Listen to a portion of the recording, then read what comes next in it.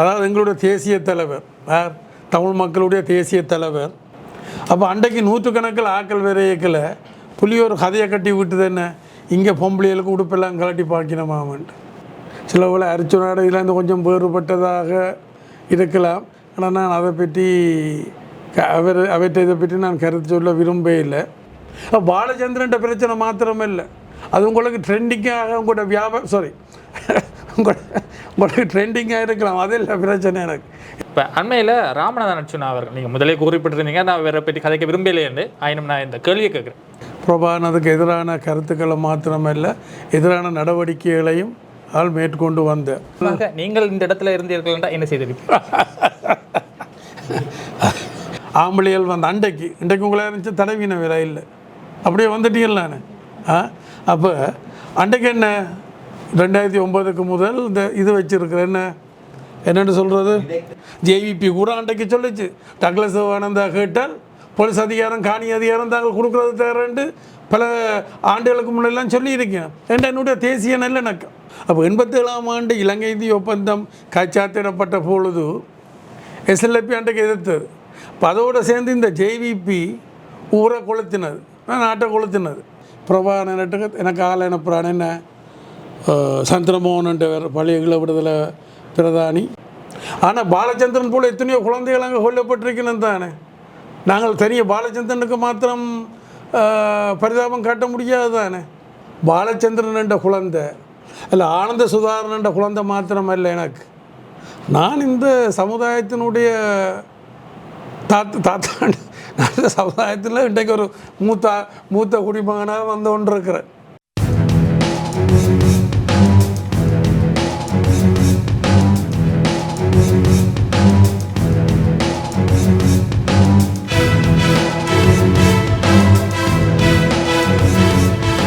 நேர்வழி பேசு.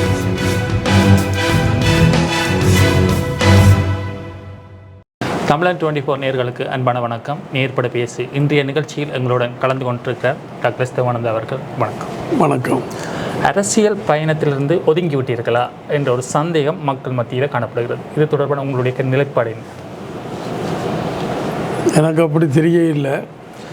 குறிப்பாக 30 வருட கால தேர்தல் அரசியலில் பாரி ஒரு வெற்றி அடைந்திருந்தது. எந்த அரசாங்கம் ஆட்சி அமைத்தாலும் தங்களுக்கு ஒரு அமைச்சு பதவி இருக்கும் என்ற ரீதியில் காணப்பட்டிருந்தது. ஆனாலும் கடந்த பாராளுமன்ற தேர்தலில் ஒரு தோல்வி, எதிர்பாராத விதத்தில் ஒரு தோல்வி. குறிப்பாக உங்களுடைய கோட்டை என கருதப்பட்ட தீவகத்திலும் ஒரு வாக்கு சரிவு ஒன்று ஏற்பட்டிருந்தது. இவ்வாறான சூழ்நிலை அடுத்த கட்ட நகர்வு என்று பார்க்கும் பொழுது குறைவாக காணப்படுகிறது. அதாவது இப்போ நீங்கள் முதல்ல கேட்டிருந்தீங்கள் இந்த 30 வருஷ தொடர்ச்சியான நாடாளுமன்ற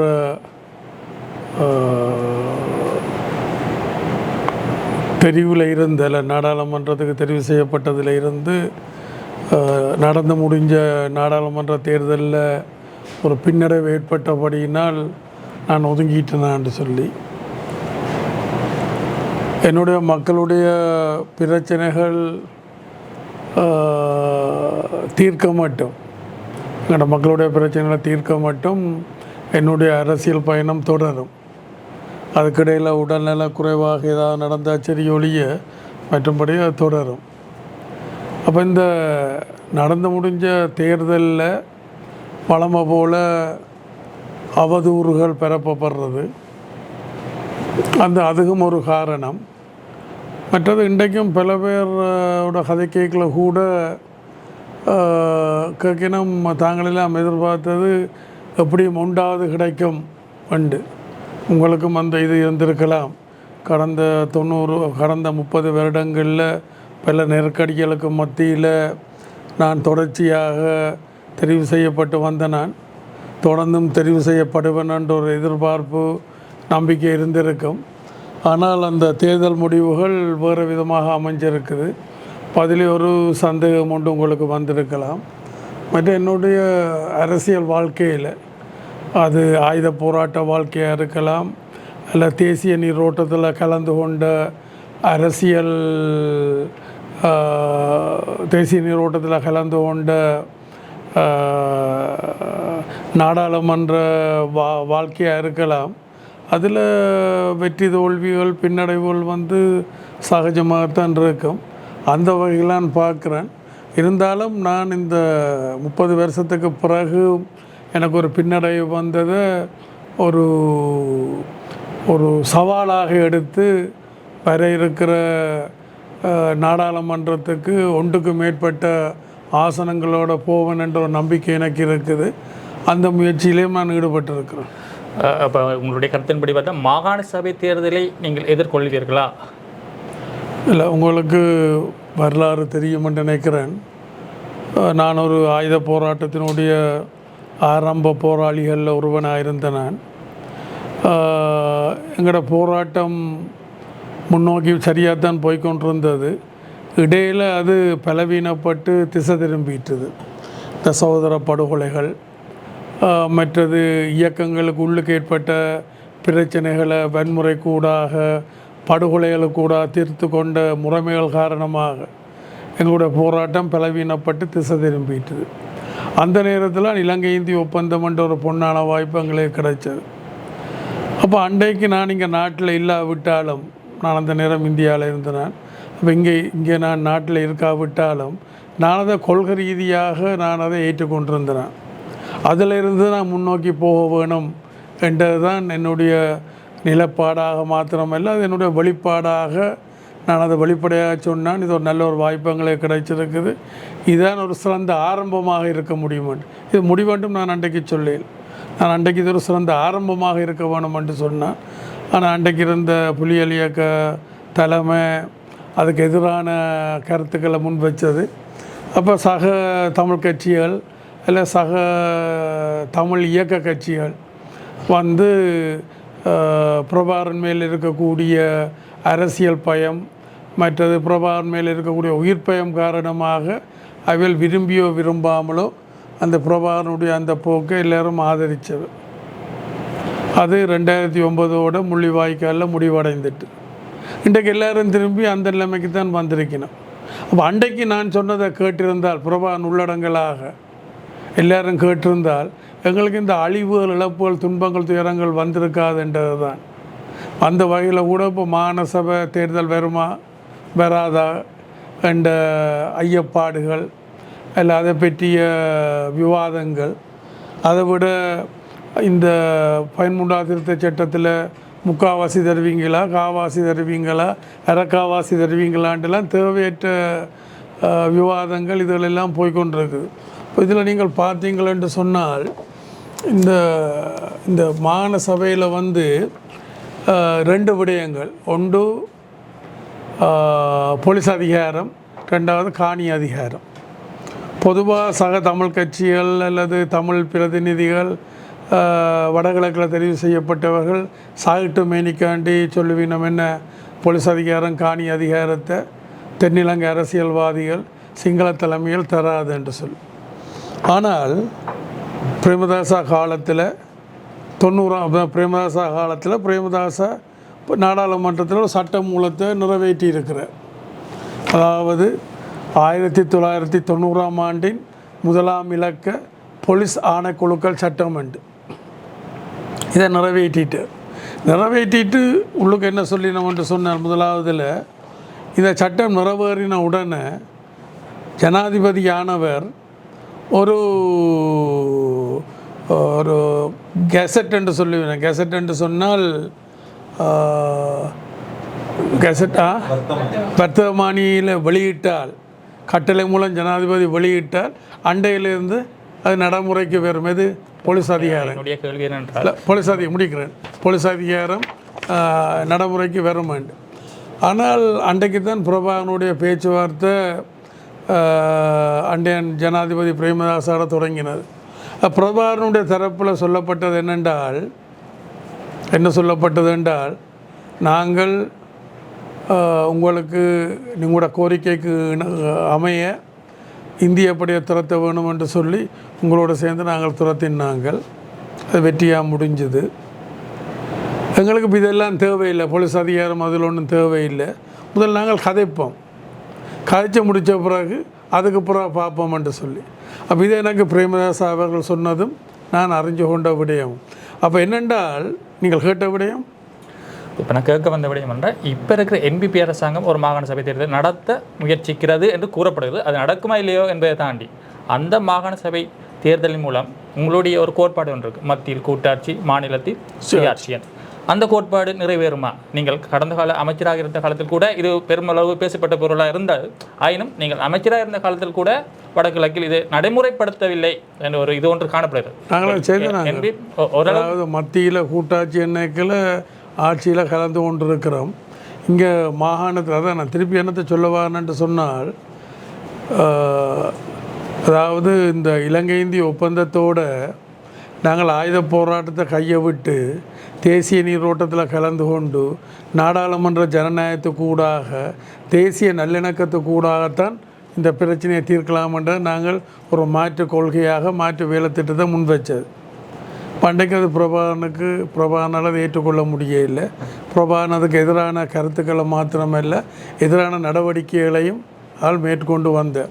அதால் இது அடிபட்டு போயிட்டு நான் திருப்பி என்ன கேட்குறேன் என்றால், இந்த விரலுக்கு தக்கின வீக்கம் என்று சொல்லி வந்தான்.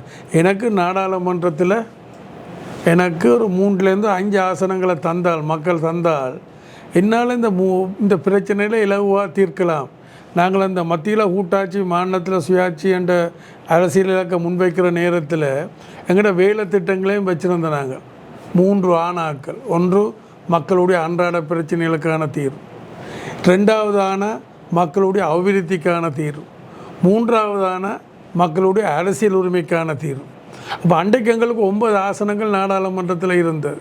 பண்டைக்கு சந்திரிகா அம்மையாரோட கலந்துரையாடி ஒரு அற்புதமான தீர்வு திட்டத்தை நாங்கள் கொண்டு நாங்கள். அது இன்றைக்கு கற்பனையில் கூட நாங்கள் கனவுல கூட நாங்கள் அதை எதிர்பார்க்க முடியாது. வந்த தீர்வு திட்டம் வந்தது, நாடாளுமன்றத்துக்கு வந்தது. ஆனால் நாடாளுமன்றத்தில் தோற்கடிக்கப்பட்டுட்டு. அதுக்கு யார் காரணம்? தமிழ் தலைமைகள்.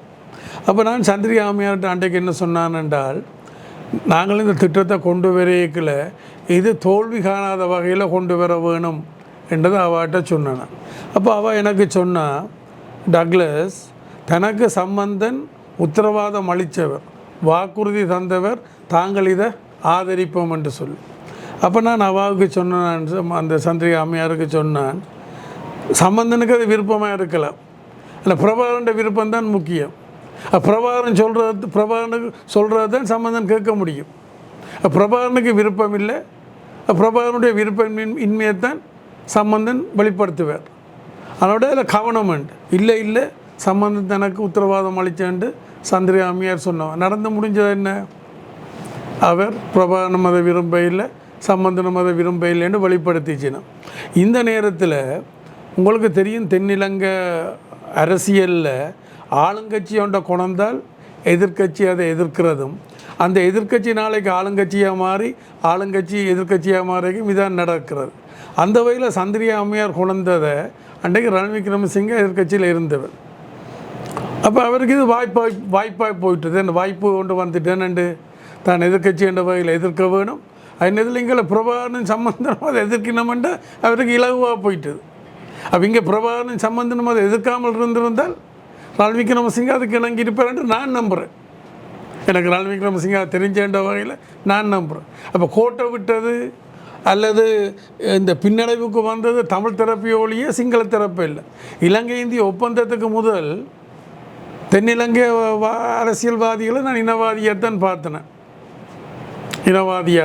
இனவாதிகளாக. ஆனால் இலங்கை இந்திய ஒப்பந்தத்துக்கு பிறகு தென்னிலங்கையில் குணாம்ச ரீதியான மாற்றம் ஏற்பட்டது. அது தமிழ் தலைமைகள் பாவிக்க இல்லை.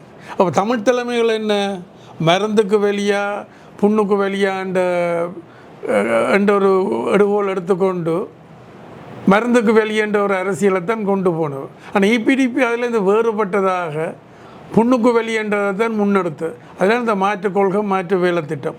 அப்போ என்னுடைய அந்த மாற்றுக் கொள்கை மாற்று வேலை திட்டத்தை மக்கள் ஏற்றுக்கொண்டிருந்திருந்தால் இன்றைக்கு இந்த அழிவுகள், இழப்புகள், துன்பங்கள், துயரங்கள் வந்திருக்கான்றது தான் நான் திருப்பி சொல்கிறேன். அப்போ நீங்கள் சொன்ன இந்த மாநசபை தேர்தல் நடக்குமா இல்லையான்றது கேள்விக்குறி தான். ஏனென்றால் நடந்தாலும் காணி மற்றும் போலீஸ் அதிகாரம் வழங்கப்படும். அதுக்கு எனக்கு எப்படி ஒன்று வந்திருக்குத்தானே, யார் அதை கோட்டை விட்டு என்பிபி அரசாங்கம் இல்லை 6 இருந்தாலும் இது இன்றைக்கும் இருக்குது. இது இன்றைக்கும் நாடாளுமன்றத்தில் நிறைவேற்றி இருக்குது. கூட இதுக்கு வாரன். அப்போ இலங்கை இந்திய ஒப்பந்தத்துக்கு முதல் தென்னிலங்கை அரசியல்வாதிகள் இனவாதிகளாக அல்லது ஒரு ஒரு ஒரு மாற்றாந்தாய் போக்குடன் எங்களை அணுகினவர். ஆனால் இலங்கை இந்திய ஒப்பந்தத்துக்கு பிறகு அங்கே குணாம்ச ரீதியான மாற்றம் ஏற்பட்டது. அது நாங்கள் சரியாக பயன்படுத்தலை. நாங்கள் புண்ணுக்கு வெளியா மருந்துக்கு வெளியாண்டு என்ற கேள்வி எழுப்பி மருந்துக்கு தான் வெளியாண்டால் பிரச்சனை தீர்க்க முடியாது தான். அப்போ நான் என்ன சொல்ல வரேன்றால் 87ஆம் ஆண்டு இலங்கை இந்திய ஒப்பந்தம் கைச்சாத்திடப்பட்டது. அன்றைக்கு எதிர்க்கட்சியாக இருந்த SLP ஸ்ரீலங்கா சுதந்திர கட்சி அதை எதிர்த்தது. அப்போ இங்கே UNP கொண்டது, SLP எதிர்த்தது. இந்த சந்திகாடு அம்மையாரில் SLP அதை கொண்டது, UNP அதை எதிர்த்துருக்கான். சொன்னேன் தானே, ஆளுங்கட்சி ஒன்றை கொண்ட எதிர்கட்சி எதிர்க்கிறதும் அந்த எதிர்கட்சி நாளைக்கு ஆளுங்கட்சியாக மாறி ஆளுங்கட்சி எதிர்கட்சியாக வரைக்கும் இதான் தொடர்றது. அப்போ எங்கிற தரப்பில் தமிழருடைய தரப்பில் சரியாக கையாளே இல்லை என்றதான் எனக்குரிய மன வருத்தம். அப்போ 87ஆம் ஆண்டு இலங்கை இந்திய ஒப்பந்தம் கைச்சாத்திடப்பட்ட பொழுது SLP அன்றைக்கு எதிர்த்தது. இப்போ அதோடு சேர்ந்து இந்த JVP ஊரை கொளுத்தினது, நாட்டை கொளுத்தினது. அதுக்கு எதிராக இந்திய விஸ்தரிப்பு வாதம் என்றெல்லாம் சொல்லி அதுக்கு எதிர்த்தது.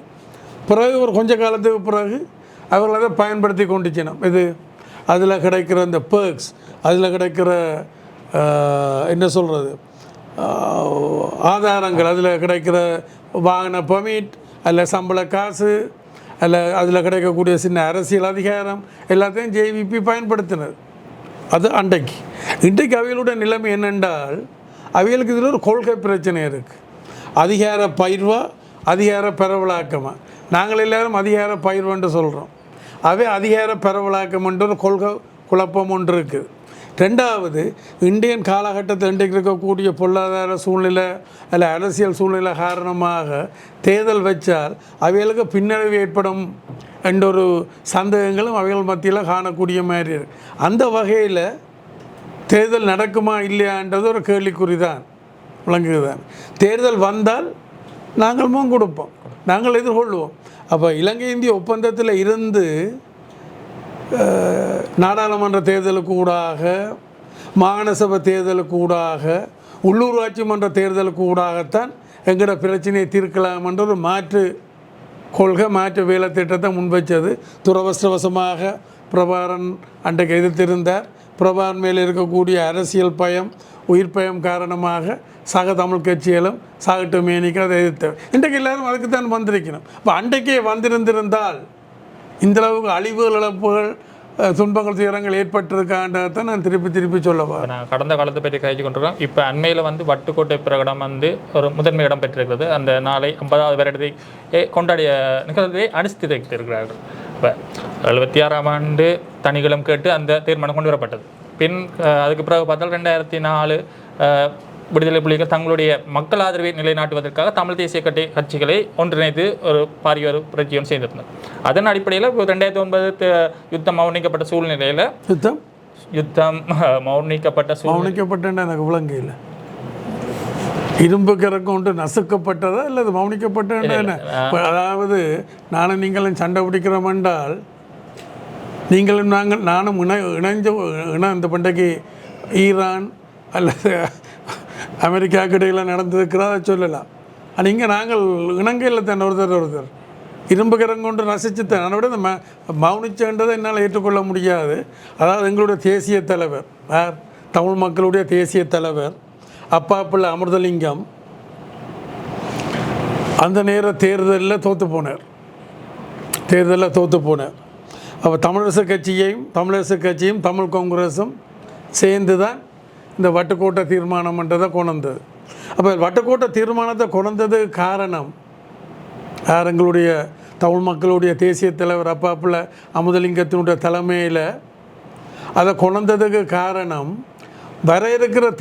அடுத்த வர இருக்கிற தேர்தலில் வெல்ல வேணுமென்ற நோக்கம் இருந்ததே ஒழிய அவைகளுக்கு அதை பற்றி ஒரு வேலை திட்டமோ இல்லை அதன் மேல் அவைகளுக்கு நம்பிக்கையே இருக்கையில். அப்படி இருக்கைகளை தான் இளைஞர்களாக இருந்த நாங்கள் அதை எங்கட கையில் எடுத்துக்கொண்டோம். அது பிரபாகரனாக இருக்கலாம், டாக்டர் சிவானந்தாவாக இருக்கலாம், பத்மநாபா, ஸ்ரீ சபாரட்னம், உமா மகேஸ்வரன், ரட்ன சோவாதி, அப்படி பல பேர். ஆறாம் இருக்கலாம் விளங்கு. நாங்கள் எங்கட கையில் எடுத்துக்கொண்டது காரணம் இளைஞர்களாக இருந்தாங்க, நாங்கள் எங்கட கையில் எடுத்துக்கொண்டோம். சரி, அப்போ இதில் இப்போ நீங்கள் சொன்னீங்கள் பிரபாகரன் 2004 தமிழ் தேசிய கூட்டமைப்பை உருவாக்கினு சொன்னீங்க. அது மக்கள் நலன் சார்ந்தது அல்ல. டக்ளஸ் தேவானந்தாவினுடைய மாற்று கொள்கை மாற்று கருத்தின் மேலே ஏற்பட்ட அரசியல் பயன்தான் அதுக்கு காரணமே ஒழிய அது மக்கள் நலன் சார்ந்ததாக இல்லை. உங்களுக்கு தெரியும், அயர்லாந்து தெரியும், அயர்லாந்து போராட்டம். அங்கே ஷின்ஃபைன் என்று இருந்தது, அது அவளுடைய அரசியல் கட்சி.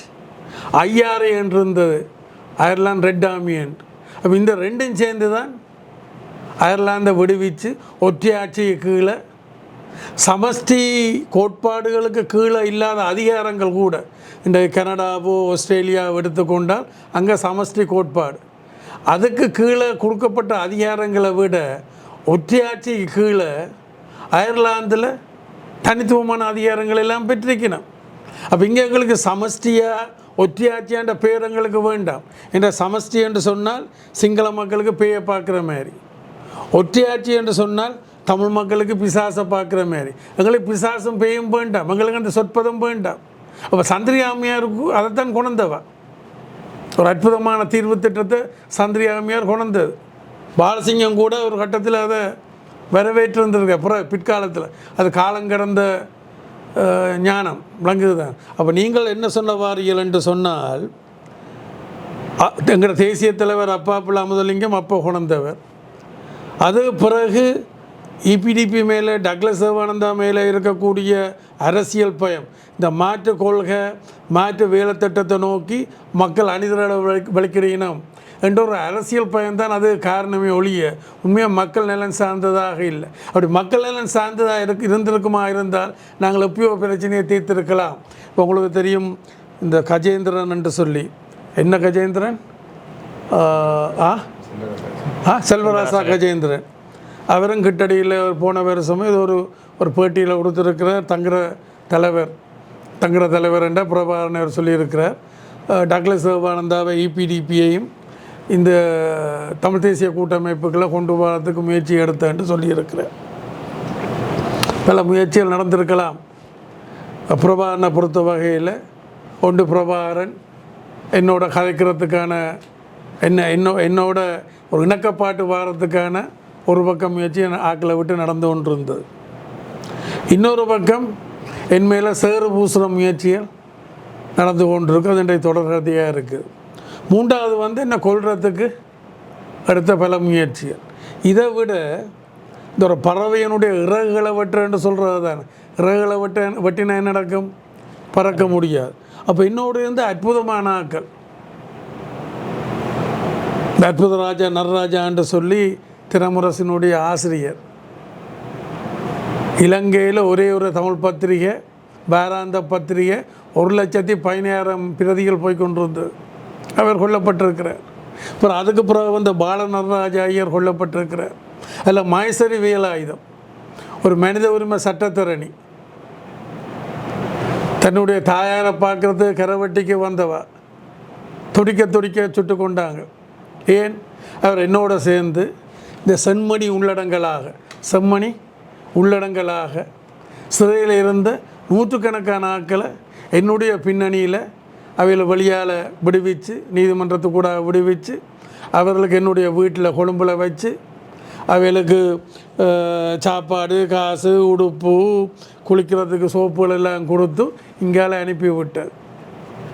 அப்படி எவ்வளோ செய்தவர். அப்படி என்னோடு இருக்கக்கூடிய அற்புதமான ஆட்கள் எல்லாரும் கொல்லப்பட்டவேன். என்ன பலவீனப்படுத்தணுமென்ற நோக்கமே ஒழிய வேறு ஒன்றும் இல்லை. இன்றைக்கு என்ன நடந்திருக்குது? அது என்னென்று சொல்கிறது? அதாவது இந்த பாலசிங்கம் ஒன்று சொல்லுவார், ராஜீவ்காந்தி இறப்புக்கு துன்பியல் இல்லை, இன்னொன்று கர்மான்னு சொல்லி அடிக்கடி சொல்லுவார். கர்மாண்டால் என்ன? ஆனால் எனக்கு விதியை மதியால் வெல்லலாமன்ட்டு எனக்கு நம்பிக்கை இருக்குது. இப்போ கர்மா என்ன நடந்திருக்குது? அப்போ என்ன பிரபாகரன் ஒன்று என்னோட கதைக்கிறதுக்கு என்னோட கதைக்கு சேர்ந்து கதைக்கிறதுக்கான முயற்சியில் ஒரு பக்கம் எடுத்துக்கொண்டு இன்னொரு பக்கம் மென்மேலே சேறு பூசினது, இன்னொரு பக்கம் மென்மேலே என்ன கொள்றதுக்கு பல முயற்சிகள் செய்தது. அதே நேரத்தில் என்ன சுத்தவரை இருக்கிறாக்களை கொண்டிருக்கு விளங்குது. அப்போ நான் என்ன உங்களுக்கு சொல்லுவார்னு என்றால், உண்மைத்தன்மை இல்லை, தவறான வழிநடத்தல். இந்த தவறான வழிநடத்தல் காரணமாகத்தான் இன்றைக்கு எங்களோட மக்கள் இந்த நிலைமைக்கு தள்ளப்பட்டிருக்கணும். அப்போ அதுலேருந்து மக்களை மீட்க வேணுமென்றதில் தான் நான் தொடர்ச்சியாக இருக்கிறேன். மக்களை நீங்கள் கேட்டீங்கள்லானே, இந்த இதுக்கு பிறகு நான் என்ன சத்தத்தை காண இல்லைன்னு சொல்லி, இன்றைக்கு சத்தம் தேவையில்லை தானே. நான் என்ன யோசிக்கிறேன்னா, எங்களோட மக்களை மீட்க வேணும். அது வரையிலே என்னுடைய செயல்பாடுகள் தொடரப்படும். தொடர்ந்து செயற்படுறதுக்கு என்னுடைய வாழ்த்துக்கள். இப்போ கடந்த கால அரசியலை தாண்டி இந்த மஹிந்த ராஜபக்ச கூட சில சந்தர்ப்பங்களில் சொல்லுவார், நீங்கள் பிரபாகரனை விட மோசமாப்பான். ஏன்? என்னத்துக்காண்டி? அது என்னுடைய உணர்வு, என்னுடைய மக்கள் நலன் சார்ந்த முன்னெடுப்புகள். அது சொல்ல அவர் சொல்லுவார், நீங்கள் பிரபாகரனை விட மோசமாப்பான். விளங்குது. அப்போ தென்னிலங்கை அரசியல்வாதிகளுக்கு என்னை பற்றி நல்லா தெரியும். அப்போ அவர்கள் கூட நான் பலப்படுறதை விரும்ப மாட்டினோம். அப்போ எனக்கு எதிராக ஏதோ ஒரு வகையில் சேறு பூச பார்ப்பினோம். விளங்குதானே? உதாரணத்துக்கு இப்போ இங்கே சில சம்பவங்கள், நான் 96 கடைசி 97 இங்கே அதுக்கு வந்துட்டேன். யாழ் குடாநாடு விடுவிக்கப்பட்ட பிறகு நான் இங்கே விடுவிக்கப்பட்ட பிறகு தான் வந்தேன். விடுவிக்கப்பட்ட பிறகு வந்த உடனே இங்கே என்கிட்ட நூற்றுக்கணக்கில் ஆக்கள் வரவழைக்கிட்டவன், நூற்றுக்கணக்கில் ஆக்கள் வரவழைக்கிட்டவன். அந்த ஆரியோல சந்தியிலேருந்து இங்கே வெலிங்டன் தியேட்டர், இப்போ அது ஹீல் சென்டர் இருக்குது. இது மட்டும் ஆக்கள் நிற்பினா நூற்றுக்கணக்கில் இங்கே சனம் உள்ளடங்க முடியலைண்டா முன்னூறு கொட்டகை போட்டு இல்லை அங்கால கொட்டகை போட்டுலாம் ஆக்களை பார்த்து கொண்டு இருந்தேன். மக்கள் என்கிட்ட வந்தது என்கிட்ட உதவி போடுறதுக்கு, ஆலோசனை போடுறதுக்கு, தங்களுடைய பிரச்சனையை தீர்க்கிறதுக்காண்டி தான் வந்தது. தினமும் நான் 24 மணித்தியாலமும் 24/7. நீங்கள் என்ன சொன்னீங்க? 24 வேண்டா? 24 தமிழன். 24. இது 24/7 என்று சொல்ல வேணும். கூடின நேரம் மக்களுக்கானது. நான் இடக்கதவை திறந்து கொண்டு இருக்கையில் கூடின நேரம் மக்களுக்காண்டி தான். இப்போ நீங்கள் இன்றைக்கு இங்கே வந்திருக்கீங்க, ஓடிக்கொண்டு இருந்திருக்கு. ஆனால் முந்தி வந்தால் நூற்றுக்கணக்கில் மக்கள் இங்கே பார்க்குறதுக்கு காத்து கொண்டு இருப்பினோம். அதிகமாக அந்த சேறு பூசல் இதே வைத்து சேறு பூசல் என்ற ஒரு விடயத்தை தெரிவிக்கிறீர்கள். ஏன் அந்த? ஏனென்றால் என்னுடைய அந்த மாற்று கொள்கை, மாற்று வேலை திட்டம் இருக்குத்தானே, அதை பலவீனப்படுத்த வேணும். என்ன சேறு பூசல்? இல்லை, சேறு பூசல் என்றால் பொய்யான. பாருங்க, இந்த பொன்னியன் என்ற ஒரு ஆள், அது முந்தைய இபிடிபியில் இருந்தவர். அப்புறம் அவருடைய நடத்தியல் காரணமாக நாங்கள் அவரை கட்சியிலிருந்து விலத்தியாச்சு.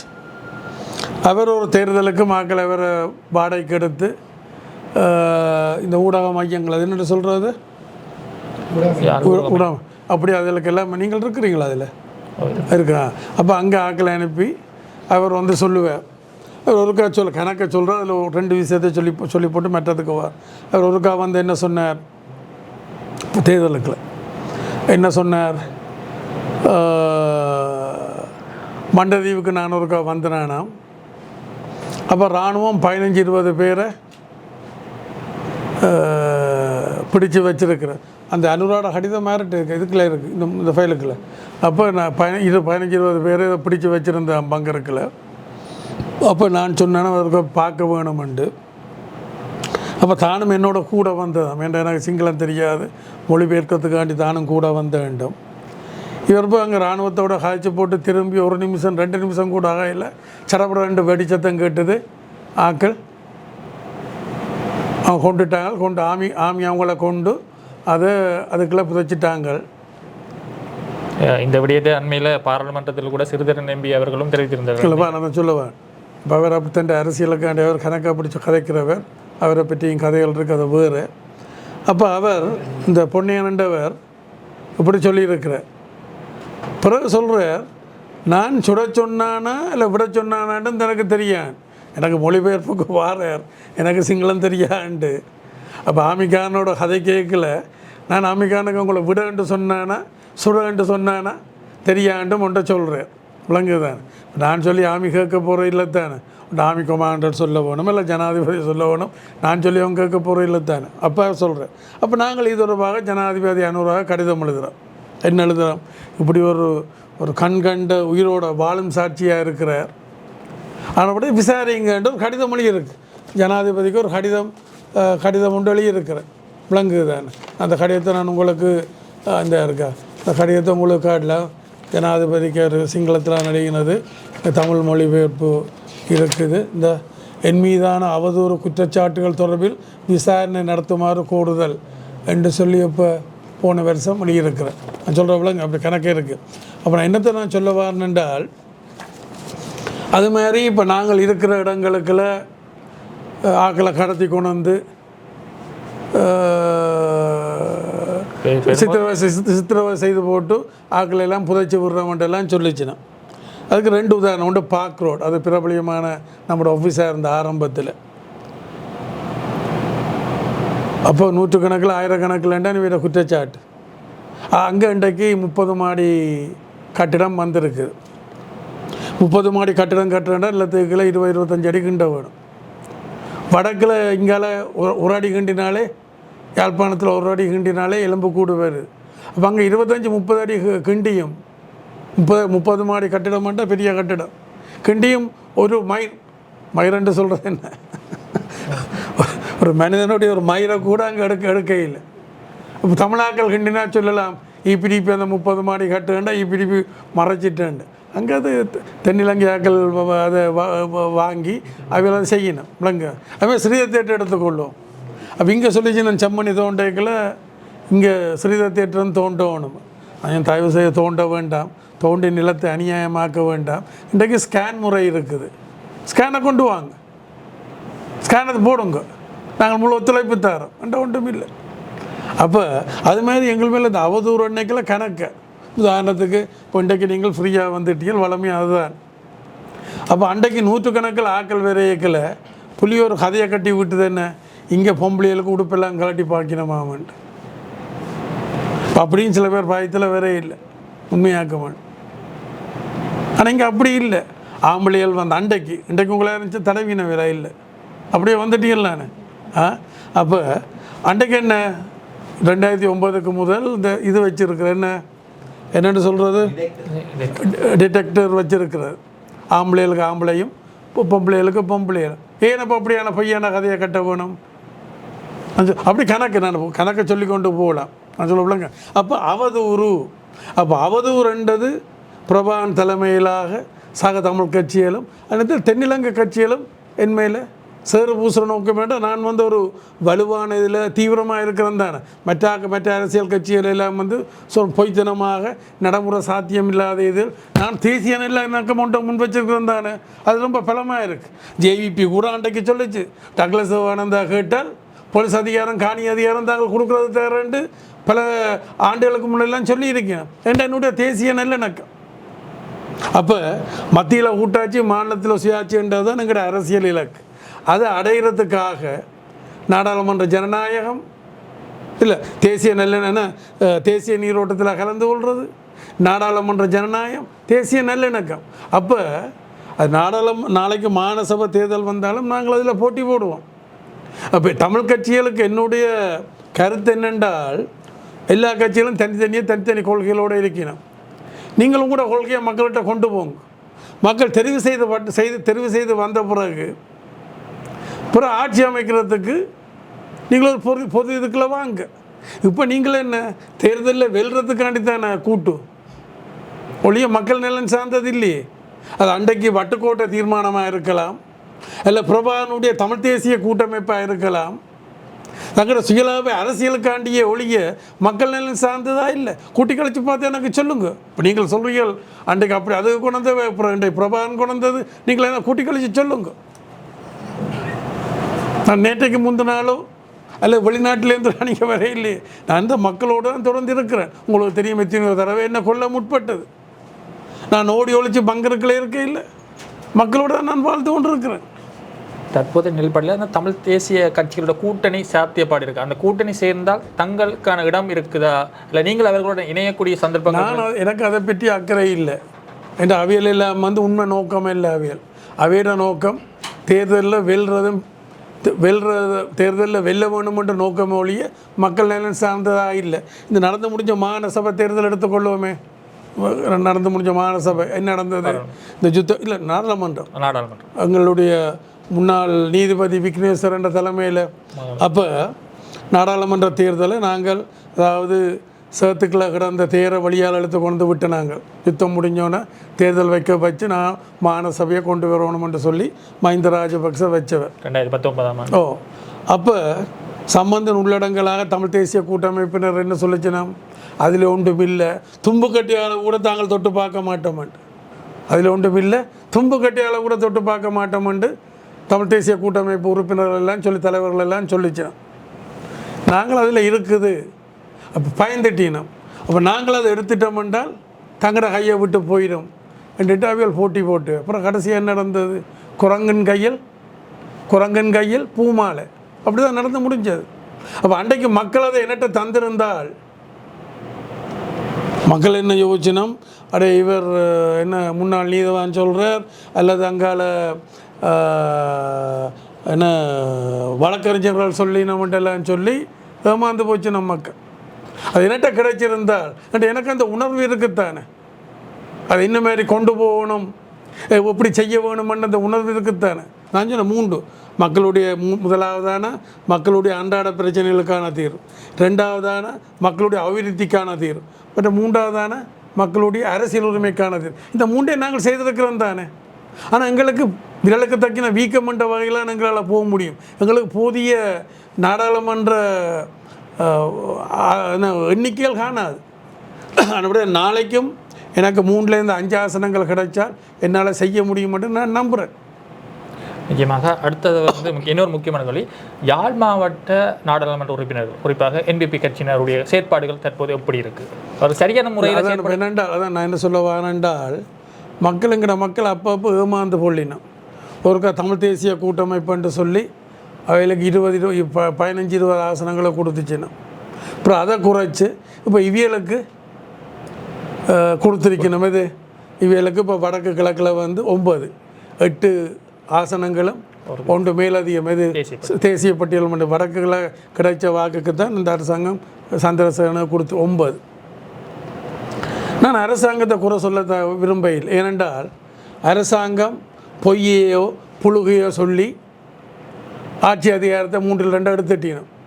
விளங்குதான். நல்ல கொள்கைகளை நல்ல கொள்கைகள் எல்லாம் அறிவிச்சிருக்கணும். தாங்கள் ஆட்சிக்கு வந்தால் துறைமுகத்தில் இலங்கை துறைமுகத்தில் ரங்கின விலைக்கு எரிபொருள் கொடுப்பினோம்ன்றெல்லாம் கணக்கு சொன்னது. அதாவது கல்விக்கு, சுகாதாரத்துக்கு, கல்வி சுகாதாரம் உணவுக்கு பட்வெரியெல்லாம் இல்லாமல் பண்ணினோம்ண்டு நல்ல மக்கள் சார்ந்த கொள்கையெல்லாம் சொல்லிச்சேன். சார், அது ஒரு பக்கம் இருக்கட்டும். என்னுடைய அனுபவம் என்னென்றால், எந்த அரசாங்கமும் தாம்பாள தட்டை வச்சு எதையும் தரப்போகிறதில்லை. நாங்கள்லாம் அதை பிடுங்கி எடுக்க வேணும். ஆயுதம் தாங்கியக்கில் பிடுங்கி எடுக்கிறன்றது வேறு, இது ஒரு தேர்தல் அரசியலுக்குள்ளால் பிடுங்கி எடுக்கிறன்றது வேறு. அப்போ வடகிழக்கில் தெரிவு செய்யப்பட்ட 9 நாடாளுமன்ற உறுப்பினர்களும் தான் அரசாங்கத்துக்கு போய் சொல்லி அதை எடுக்க வேணும். ஆனால் அவைகளுக்கு அப்போ தமிழ் மக்கள் மத்தியில் 3 விதமான அரசியல் இருக்குது. ஒன்று எதிர்ப்பரசியல், அதாவது பிரச்சனைகளை தீரா பிரச்சனையாக வைக்கிறத அவையிட இது உங்களுக்கு யார் ஆக்கலன்னு தெரியும். 2வது இணக்க அரசியல், யூபிடிபியினுடைய அரசியல், தேசிய நல்லிணக்கத்துக்கு கூடாக, கலந்துரையாடல் கூடாக, அழுத்தங்களுக்கு கூடாக பெற்றுக்கொள்கிறது. 3வது கரைஞ்சி போகிற அரசியல். இப்போ தேசிய கட்சிகளில் சேர்ந்தால் இந்த 9 பேர் இருக்கணும் தானே, இவள் கரைஞ்சி போகிற அரசியலை தான் இவளால் செய்ய முடியும். இல்லைங்க. அப்போ இன்னொன்று நான் அப்போ அடிக்கடி சொல்கிறது, எந்த ஆட்சியும் அதிகாரத்துக்கு வந்தால் 1.5-2 வருஷத்துக்குள்ள பிரதான பிரச்சனைகளுக்கு தீர்வு காண இல்லையென்றால் அது ஆறுநகஞ்சி பழங்கஞ்சி பிள்ளைங்க அதான் இன்றைக்கு நடந்து கொண்டு இருக்குது. அப்போ நான் அரசாங்கம் நல்ல கவர்ச்சிகரமான கொள்கைகள் எல்லாம் வச்சது, ஆனால் அதை பெற்றுக் கொடுக்கறது இவையில பொறுத்தான் இருக்கு. கடந்த கால அரசியலை தாண்டி இப்போ நாங்கள் எடுத்துக்கொண்டால் இந்த அபிவிருத்தி குழு கூட்டங்கள் டிசிசி மீட்டிங் உங்களுடைய காலத்தில் நாங்கள் பார்த்தோம் ஒரு அமைதியான ஒரு டிசிசி மீட்டிங் நடைபெறும். ஆனால் இப்பொழுது பார்க்கும் பொழுதே ஒரு அருவருப்பாக தோன்றுது. ஏன்னா சில வார்த்தைகள் வந்து ஒரு தனிநபர் தாக்குதலாகும். மக்களுடைய பிரச்சனைகளை தாண்டி மக்களுடைய பிரச்சனைகள் கதைக்கப்பட்டாலும் அதையும் தாண்டி ஒரு கருத்து முரண்பாடுகள் ஏற்பட்டு தனிப்பட்ட ரீதியில் தங்களுக்குள்ள குழுவப்பட்டு ஒரு அநாகரியமான ஒரு டிசிசி மீட்டிங்காக நடைபெறுகிறது. அப்போ இது பற்றி உங்களுடைய கருத்து என்ன? அந்த நெறிப்படுத்தல் நீங்கள் இந்த இடத்துல இருந்தீர்கள் என்றால் என்ன செய்திருப்பீங்க? இல்லை, இப்போ என்னென்றால் அது ஒரு தலைமத்துவத்தை பொறுத்து தானே. அப்போ அந்த தலைமத்துவத்துக்கு இங்கே இருக்கிற ஆக்கள் தலைமை தாங்கிற ஆக்கள், அது மாவட்ட ஒருங்கிணைப்பு குழுவாக இருக்கலாம், இல்லை பிரதேச ஒருங்கிணைப்பு குழுவாக இருக்கலாம். அதுக்கு தலைமை தாங்கிற ஆக்கள் இருக்கணும் தானே. அவளுக்கு அந்த உணர்வு இருக்க வேணும், ஆளுமை ஆற்றல் இருக்க வேணும். அதுகள் இல்லை. இது அந்த ஆடிக்காத்தில் அம்மியும் நகருமண்ட மாதிரி, ஆடிக்காத்தில் அம்மியும் நகருமண்டிங்க ஒரு பழமொழி இருக்கு. அது மாதிரி இந்த 500 அலையில் எடுபட்டு வந்தார்கள் இருக்கணும் தானே. அப்போ அவையிட்ட நாங்கள் எதையும் எதிர்பார்க்க முடியாதானே. நான் மக்களைத்தான் மக்கள் இப்படி ஒரு தவறான இதுக்கு போயிட்டோம்ன்ற நான் ஆதங்கப்படலாம், கவலைப்படலாம் ஒழிய நான் இனி அடுத்த கட்டத்துக்கு நான் காத்திருக்க வேண்டி இருக்குது. விளங்குதான். அப்போ அது உண்டு.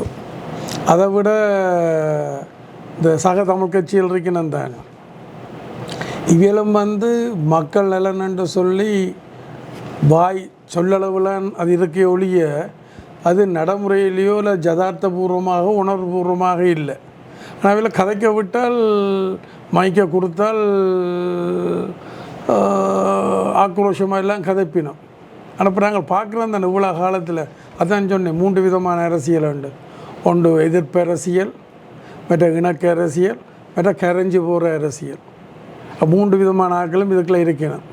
சில வேளை அரிச்சுநாடு இதில் கொஞ்சம் வேறுபட்டதாக இருக்கலாம். ஆனால் நான் அதை பற்றி அவற்றை இதை பற்றி நான் கருத்து சொல்ல விரும்பவே இல்லை. இனி அவர் ஏதாவது சொன்னால் நான் அதை பற்றி யோசிக்கலாம் ஒழிய மற்றபடி நான் அதை பற்றி இந்த 3 அரசியல் தான் இன்றைக்கு பிரதானமாக இருக்குது. குறிப்பாக இந்த அரசியலில் வந்து இப்போ நீங்கள் ஒரு காலத்தில் கடத்தொழில் அமைச்சராக இருந்தீங்க, ஒரு காலத்துல நீண்ட காலமாக. அதே போல் இப்பயும் ஒரு கடத்தொழில் அமைச்சர் இருக்கிறார். அப்போ ஒரு அண்மையில் ஒரு நபர் கூட தெரிவித்திருந்தார், குளத்துக்கும் கடலுக்கும் வித்தியாசம் தெரியாமல் இருக்கிறார். இது என்னுடைய கருத்து இல்லை, அவருடைய கருத்து. மக்களுடைய பார்வையிலும் பெரும்பான்மையான மக்கள் வந்து சில இடங்களில் இதை கருதுவதாக கூட நான் தனிப்பட்ட ரீதியில் கேள்விப்பட்டேன். அப்போ இதன் அடிப்படையில் அவருடைய செயற்பாடு என்ன எவ்வாறு இருக்கிறது? ஒரு காலத்தில் வந்து அந்த கடத்தொழில் சங்கங்கள்லாம் நீங்கள் ஒரு கட்டுக்கோப்பாக வைத்திருந்தீர்கள், சரியோ பிள்ளையோ அவர்கள் எல்லாம் ஒரு கட்டுக்கோப்பில் இருந்தார்கள். அதே நேரத்தில் பிற்பட்ட காலங்களில் உங்கள் மீதும் ஒரு விமர்சனம் வந்திருந்தது. மீனவர்களுக்கு எதிராக சில செயற்திட்டங்களோ அல்லது கடல் அட்டை பிரச்சனைகள் ஒரு விமர்சனம் ஒன்று ஏற்பட்டிருந்தது. அப்படி சொன்ன அப்புறம் திருப்பி ஒரு கிட்டடியில் ஒரு ரீல் விட்டிருந்தீங்க. இல்லை, அவர் விட்டிருந்தார். தாங்கள் தவறாக எடுத்துட்டோம், அவரை வடிவாக நாங்கள் பயன்படுத்தி இருக்க வேணும் தங்களோட பிள்ளைன்னு சொல்லி ஒரு ரீல் ஒன்று கிட்டடியில் வந்தது தானே. அப்புறம் கையில் போட்டு காட்டுங்க. வருங்க. இதுவாக இருந்தாலும் நீங்கள் அந்த காலத்தில் ஒரு கடத்தொழில் அமைச்சராக இருக்கும்பொழுது சில ஆளுமையான செயற்பாடுகள் செய்திருந்தீர்கள். சரி, ஆளுமை மாத்திரம் இல்லை, சரியானதை தான் செய்யுது. நீங்கள் இப்போ கடல் அட்டை பண்ணையை பற்றி சொன்னீங்க. அப்போ இன்றைக்கு ஆட்சிக்கு வந்திருக்கிறவர்கள் இல்லை இன்றைக்கு இங்கே அதுக்கு தலைமை தாங்கிறார்கள், அதுக்கு பொறுப்பாக இருக்கிறார்கள். என்ன சொன்னவன், தாங்கள் வந்தால் உடனே முழு கடல் அட்டை பண்ணையும் எடுத்துருவோம்னு சொல்லிச்சினோம். இன்றைக்கு என்ன சொல்லினோம், இப்போ கொடுத்து கொண்டு இருக்கணும். இப்போ கிட்டடியில் ஒரு பத்திரிகையில் செய்தி பார்த்து இன்றைக்கு கடத்தொழில் அமைச்சராக இருக்கிறார் சொல்லியிருக்கிறார், தாங்கள் 51% உள்ளூர் ஆக்களுக்கும் 49% வெளியாக்களுக்கும் கொடுப்போம் என்று சொல்லி. நான் அன்றைக்கு 100க்கு 100% உள்ளூர் ஆக்களுக்கு தான். நான் அது இனவாதம் இல்லை, நானே அதை செய்ய வழிகிட்டேன். நான் என்றால் இப்போ முதலீடுகள் வெளியிலேருந்து வந்தால் வருவாயும் வெளியால் போயிடும். முதலீடு உள்ளுக்கு இருந்து வந்தால் அந்த வருவாயும் உள்ளுக்குத்தான் வாழ்வாதாரங்கள் அபிவிருத்திகள் அதிலேருந்து சுற்றி கொண்டு இருக்கும். அப்போ நான் அதைத்தான் நான் தெரிவு செய்தேன்.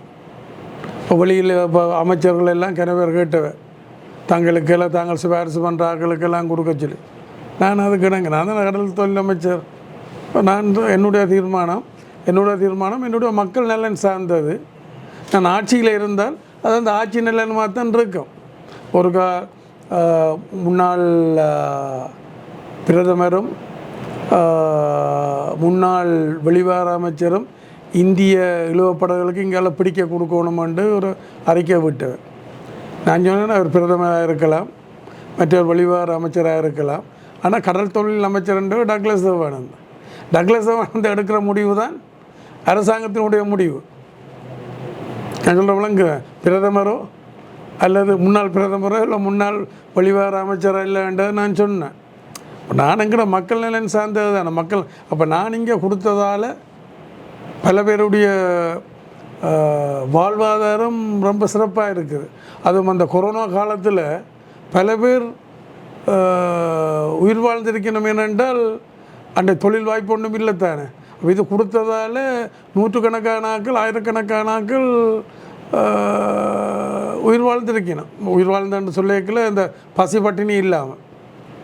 அப்போ நீங்கள் சொல்கிற மாதிரி குளத்துக்கும் என்னுடைய கருத்து இல்லை, குளத்திற்கும் கடலுக்குமோ எல்லாம் இருக்கலாம்.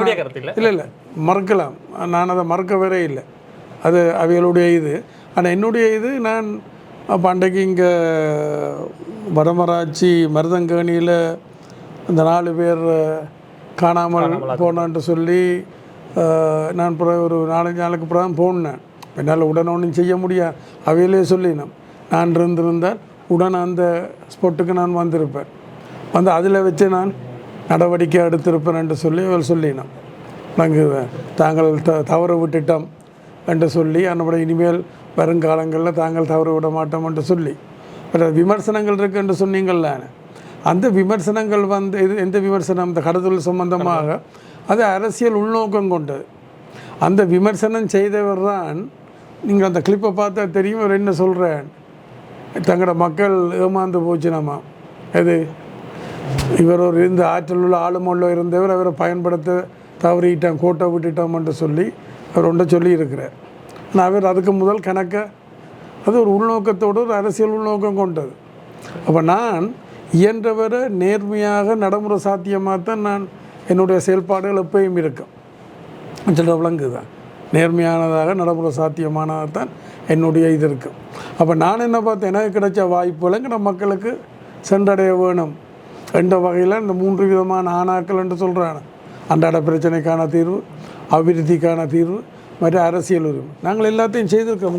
உங்களுக்கு நான் எடுத்து சொன்ன இப்போ சந்திரிகார தீர்வு திட்டத்தை எங்களுக்கு பிரதான பங்கு இருக்குது, இதை பார்த்தீங்களான்ட்டு நான் இருந்த ஆட்சியில் 2012ஆம் ஆண்டு மஹிந்த ராஜபக்ச ஆட்சியில் இந்த 13ஆம் திருத்தச் சட்டத்தை இல்லாமல் பண்ணுறதுக்கு அல்லது அதோட அதிகாரங்களை இன்னும் குறைக்கிறதுக்கு ஒரு முயற்சி ஒன்று நடந்தது. அப்போ நான் 50 பேர் டக்ளஸ் தேவானந்தா, ஆர்மன் தொண்டமான், ரஃப் ஹக்கீம் என்று சொல்லி 50 பேர்ட்ட கையெழுத்தை திரட்டி அரசாங்கத்துக்கு சொன்னது, நீங்கள் இதை நாடாளுமன்றத்துக்கு கொண்டு வந்தால் நாங்கள் 3 தரமாட்டோம் என்று சொல்லி அதை நிப்பாட்டினது அரசியல் ரீதியாக. சந்திரிகார தீர்வு திட்டம் அது ஒரு வகையானது, இது இன்னொரு வகையானது. தொடர்ந்து நான் 13ஆம் திருத்தச் சட்டத்தை வலியுறுத்தி கொண்டு வர்றது அது வேறு ஒரு வகையானது. அப்போ இப்போ பத்திரிகைக்காரர் கேட்டுச்சு நம்ம என்ன தங்களுக்கு பிரதி தர சொல்லி.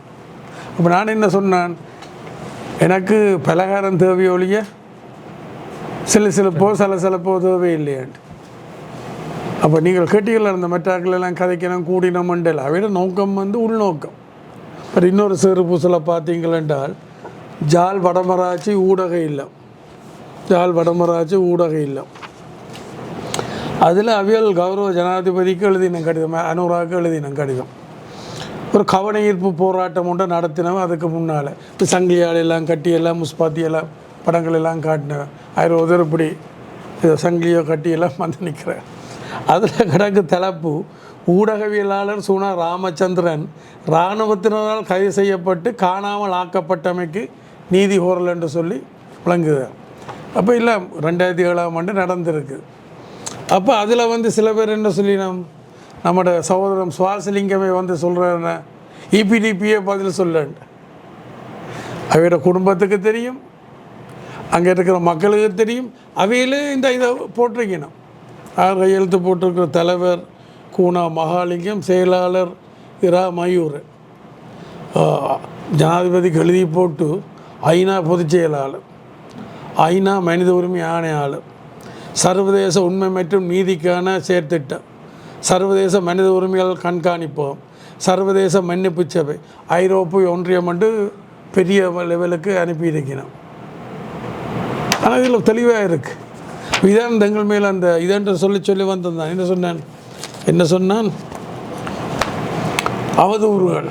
அப்போ அரசியல் உள்நோக்கங்களுக்காண்டி என்னை பற்றி நல்லா தெரிஞ்சு கொண்டும் அரசியல் உள்நோக்கங்களுக்காண்டி என் மேலே சேறு பரப்பினர். அப்போ அந்த ஹிட்லர் ரெண்டு அங்கே ஜெர்மனியில் இருந்தவன் ஒரு ஃபேசிஸ்ட், ஆயிரக்கணக்கான யூதர்களை உயிரோட இதுக்குள்ளே போட்டு கொண்டவன், இதுக்குள்ள உயிரோட சேம்பருக்குள்ள அந்த இது. அப்போ அவனோட ஜோசப் கோயபல்ஸ் ஜோசப் விஜய் இல்லை, ஜோசப் கோயபல்ஸ் என்று சொல்லி ஒரு ஊடகவியலாளர் இருந்தார். ஜோசப் கோயபல்ஸ் அவன்கிட்ட சித்தாந்தம் என்னென்ற ஒரு பொய்யை திருப்பி சொன்னால் அது உண்மையாக பார்க்கப்படும் என்று தான் அவன்கிட்ட சித்தாந்தம். அப்புறம் என்ன நடந்தது? ஜெர்மனி முழுக்க பிடிச்சாங்க, உலகத்தையே பிடிக்க விளக்கிட்டாங்க. அப்புறம் என்ன நடந்தேன்னு தெரியாமல் பேரடி மண்ணோடால் போயிட்டுது. இதைத்தான் பிரபாகரன் செய்ய விளக்கிட்டது என்ன? பொய். அப்போ டிபிஎஸ் ஜெயராஜ் என்று சொல்லி ஒரு மூத்த பத்திரிகையாளர் இப்போ இறந்து 2-3 கிழமை இருக்கும், கனடாவில் இறந்துட்டார். அவர் தன்னுடைய ஒரு கட்டுரையில் எழுதியிருந்தார், புலிகள் தாங்கள் பலமானவர்கள் என்று பொய் சொல்லி மக்களை நம்ப வச்சு அதையே தாங்கள் நம்பினபடியினால்தான் இந்த பின்னடைவுகளுக்கு இந்த நீங்கள் ஒரு மௌனம் என்று ஒரு சொல்லி சொன்னீங்கள்ல, நான் மௌனிச்சேன் என்று சொல்லாமல் அது தோல்வி. என்னுடைய நிலைப்பாடு தனிப்பட்ட நிலைப்பாடு அல்ல, உங்களோட நிலைப்பாடாக இருந்தாலும் நான் சொல்கிறேன். அப்போ அது ஒரு தவறான ஒரு பொருள். மௌனித்ததுன்ட்டு எனக்கு விளங்க இல்லை. என்ன மௌனித்தது? மௌனிக்கே இல்லை. என்ன மாதிரி 70ஆம் ஆண்டில் ஜேவிபி அப்படின்னு அவங்களையும் சொல்லலாம் தாங்கள் மௌனிச்சேன், இல்லை 87 ஜேவிபி சொல்லலாம் தாங்கள் மௌனிச்சேன். உங்களுக்கு தெரியும் 70ஆம் ஆண்டு என்ன நடந்தது? ஜேவிபியில் 100க்கு 100% சிங்கள இளைஞர் யுவதிகள், ஆயிரக்கணக்கில் இந்த படையல் கொண்டொழிச்சது, ஆயிரக்கணக்கில் சிறை, ஆயிரக்கணக்கில் துன்புறுத்தல், இதெல்லாம் நடந்தது. அப்புறம் 87லேயும் அதான் நடந்தது, ஜேவிபி வந்தது, அதான் நடந்தது. அப்போ அரசாங்கத்துக்கு எதிராக ஆயுதம் தூக்கினமோ அவைகளுக்கு இதான் நடக்கும். இதை தாங்கள் தெரிஞ்சு கொண்டான், அதைத்தான் நான் அண்டையிலேருந்து சொல்கிறேன். இதை தெரிஞ்சு கொண்டால் நாங்கள் இதை கையாள வேணும். புலிகளுடைய சித்தாந்தம் என்ன? பிரபாண்ட சித்தாந்தம் என்ன? இல்லை, அது இல்லை. மக்கள் படையலை புலிகள் படையலை தாக்கினால் படையல் மக்களை தாக்கினோம், மக்கள் தங்களுக்கு ஆதரவு அளிப்பினோம்ன்றதான் அவற்றை சித்தாந்தம். தீவு பகுதியிலேருந்து ஓடைகள் என்ன சொல்லிச்சினோம்? கேந்திர முக்கியத்துவம் இல்லையாண்டுச்சினோம். வலிவடக்குலேருந்து ஓடைகள் என்ன சொல்லிச்சினோம்? கேந்திர முக்கியத்துவம் இல்லையாண்டுச்சினோம். யாழ்ப்பாணத்திலேருந்து ஓடைகள் என்ன சொல்லிச்சினோம்? கேந்திர முக்கியத்துவம் இல்லையாண்டுச்சினோம். கிளிநொச்சியிலேருந்து ஓட வலிக்கிடைக்க நான் வித்திகிட்ட கேட்குறேன், வித்தியாதரன் கேட்குறேன், வித்தி என்ன நடக்க போகுது? இல்லைங்கிற பொடிகள் விட்டு அடிப்பாங்க, நின்று அடிப்பாங்கள்ல. என்ன நடந்தது? எங்கொண்டே விட்டவ, எங்கொண்டே நின்றவ சொன்ன அதில் அவங்களுக்கு தேவையில்லை தானே. அப்போ நான் அன்றைக்கு சொன்னது போல் அதில் சிவாஜிலிங்கம் கூட ஏன்னா ஜனவரி மாதம் சொன்னன்ட்டு இப்போ சொல்லினோம், தான் பிரபாகரனுக்கு சொன்னது ஆயுதங்களை சாண்டை பண்ணி போட்டு பேசுங்க அரசாங்கத்தோடைய அப்படி சில பேர் சொன்னதாக இப்போ கதைகள் வருது. நான் அன்றைக்குலேருந்தே சொல்கிறேன். அப்போ அங்கே தேசியம் மண்டெல்லாம் போய் இங்கேருந்து மக்களை என்னத்துக்கு கொண்டு போனது? மனித கேடயத்துக்கு அனுத்தான் மக்களை கொண்டு போகணும். சரி, இந்த மக்கள் இன்றைக்கு இருக்க இல்லையா? படைகளோட ஆயிரக்கணக்கான மக்கள் திரும்பி வர இல்லையா? இருக்க இல்லையா? அப்போ இந்த செம்மணியல் பிரச்சனைகள் எல்லாம் விடுவிக்க முந்தி நடந்திருக்கிற பிரச்சனை. EPDP இங்கே யாழ்ப்பாணத்துக்கு வர முந்தி நடந்து முடிஞ்ச பிரச்சனை. பதில் இருக்கிற ஒருத்தரோட இப்போ கதைச்சனை. இந்த இடத்துல எனக்கு ஒரு கேள்வி உண்டு. ஒரு விடயம் தெரிவித்திருந்தீர்கள், பாலச்சந்திரன் அவர்கள் என்னிடம் ஒப்படைக்கப்பட்டிருந்தால் ஒப்படைக்கப்பட்டிருக்க சொல்லல. எனக்கு தெரிய வந்திருந்தால் இப்போ நான் கனவேரை பாதுகாத்து விட்டுருக்கிறேன். என்னோடையும் புலிகள் இயக்கத்தில் இருக்கிறார்கள் இருக்கணும். இப்போ என்னுடைய கேள்வி என்னென்றால், இல்லை ஊடகங்களுக்கு தான் சொல்லவா, நான் அப்படி சொல்ல இல்லை. இந்த எனக்கு ஒரு உங்களை மாதிரி ஒரு ஊடகவியலாளர் முன்னாள் பூனாவாக இருக்கலாம். அப்போ அவர் என்கிட்ட கேட்டார், இப்படி தான் கேள்விப்பட்டதாம், இப்படி கருணாவை தான் இது காரணம் என்று சொல்லி என்கிட்ட கேட்டார். அப்போ நான் அவருக்கு சொன்னேன், நான் அவரை நம்ப இல்லை. எனக்கு இது தெரிய வந்திருந்தால் அவர் காப்பாற்றப்பட்டிருப்பார், நான் அவரை எடுத்து வளர்த்திருப்பேன். ஆனால் பிரபாகரண்ட மகன் இல்லை, அது என்னுடைய மனித நேயம். ஆனால் பாலச்சந்திரன் போல் எத்தனையோ குழந்தைகள் அங்கே கொல்லப்பட்டிருக்கணும் தானே. நாங்கள் தனியாக பாலச்சந்திரனுக்கு மாத்திரம் பரிதாபம் காட்ட முடியாது தானே. இப்போ இன்றைக்கு இந்த என்ன இவர் இருக்கிற என்ன கிளர்ச்சியில் இருக்கிற 2 பிள்ளைகள் ஆனந்த சுதாகரும் என்னோட காய்ச்சிருக்கிறார், அங்கே ஜெயிலேருந்து காய்ச்சிருக்கிறார். அப்போ சில பேர் அழியினம், ஆனந்த சுதாகர்கிட்ட மனுஷி செத்ததால் 2 பிள்ளைகளும் நடுத்தருவுக்கு வந்துட்டினோம். அப்புறம் ஆனந்த சுதாகர்கிட்ட தாயோ யாரை பார்த்துன்னு இருந்தால் அவாமல் இருந்துட்டா. அப்போ அது 2 பிள்ளைகளும் கஷ்டப்படுகினோம். அப்போ தகப்பண்ணை விடுவிக்க வேணுமென்று. சரி, ஆனால் இந்த ஆனந்த சுதாகரன் பஸ்ஸில் போய் குண்டு வைக்கல, அங்கே எத்தனை குழந்தைகள் செத்துருக்கும், அதில் எத்தனை பிள்ளைகளோட தாய் தகப்பன் பாதிக்கப்பட்டிருப்பினோம், அதுகளை நாங்கள் பார்க்கத்தானே வேணும். சரி, இது ஒரு அரசியல் பிரச்சனைன்ற வகையில், இது ஒரு அரசியல் தீர்வுன்ற வகையில் அது நான் பிரச்சனையாக பார்க்கல. ஆனால் பாலச்சந்திரன் என்ற குழந்தை இல்லை ஆனந்த சுதாகரன் என்ற குழந்தை மாத்திரமல்ல எனக்கு. நான் இந்த சமுதாயத்தினுடைய தாத்தாண்டு நல்ல சமுதாயத்தில் இன்றைக்கு ஒரு மூத்த குடிமகனாக வந்து கொண்டு இருக்கிறேன். இந்த போராட்டத்தில் ஈடுபட்டு நான் விட்டுட்டு ஓட இல்லை, விட்டுட்டு வெளிநாட்டுக்கு போயில்லை, நான் தொடர்ச்சியாக இதுக்கெல்லாம் இருக்கிறேன்.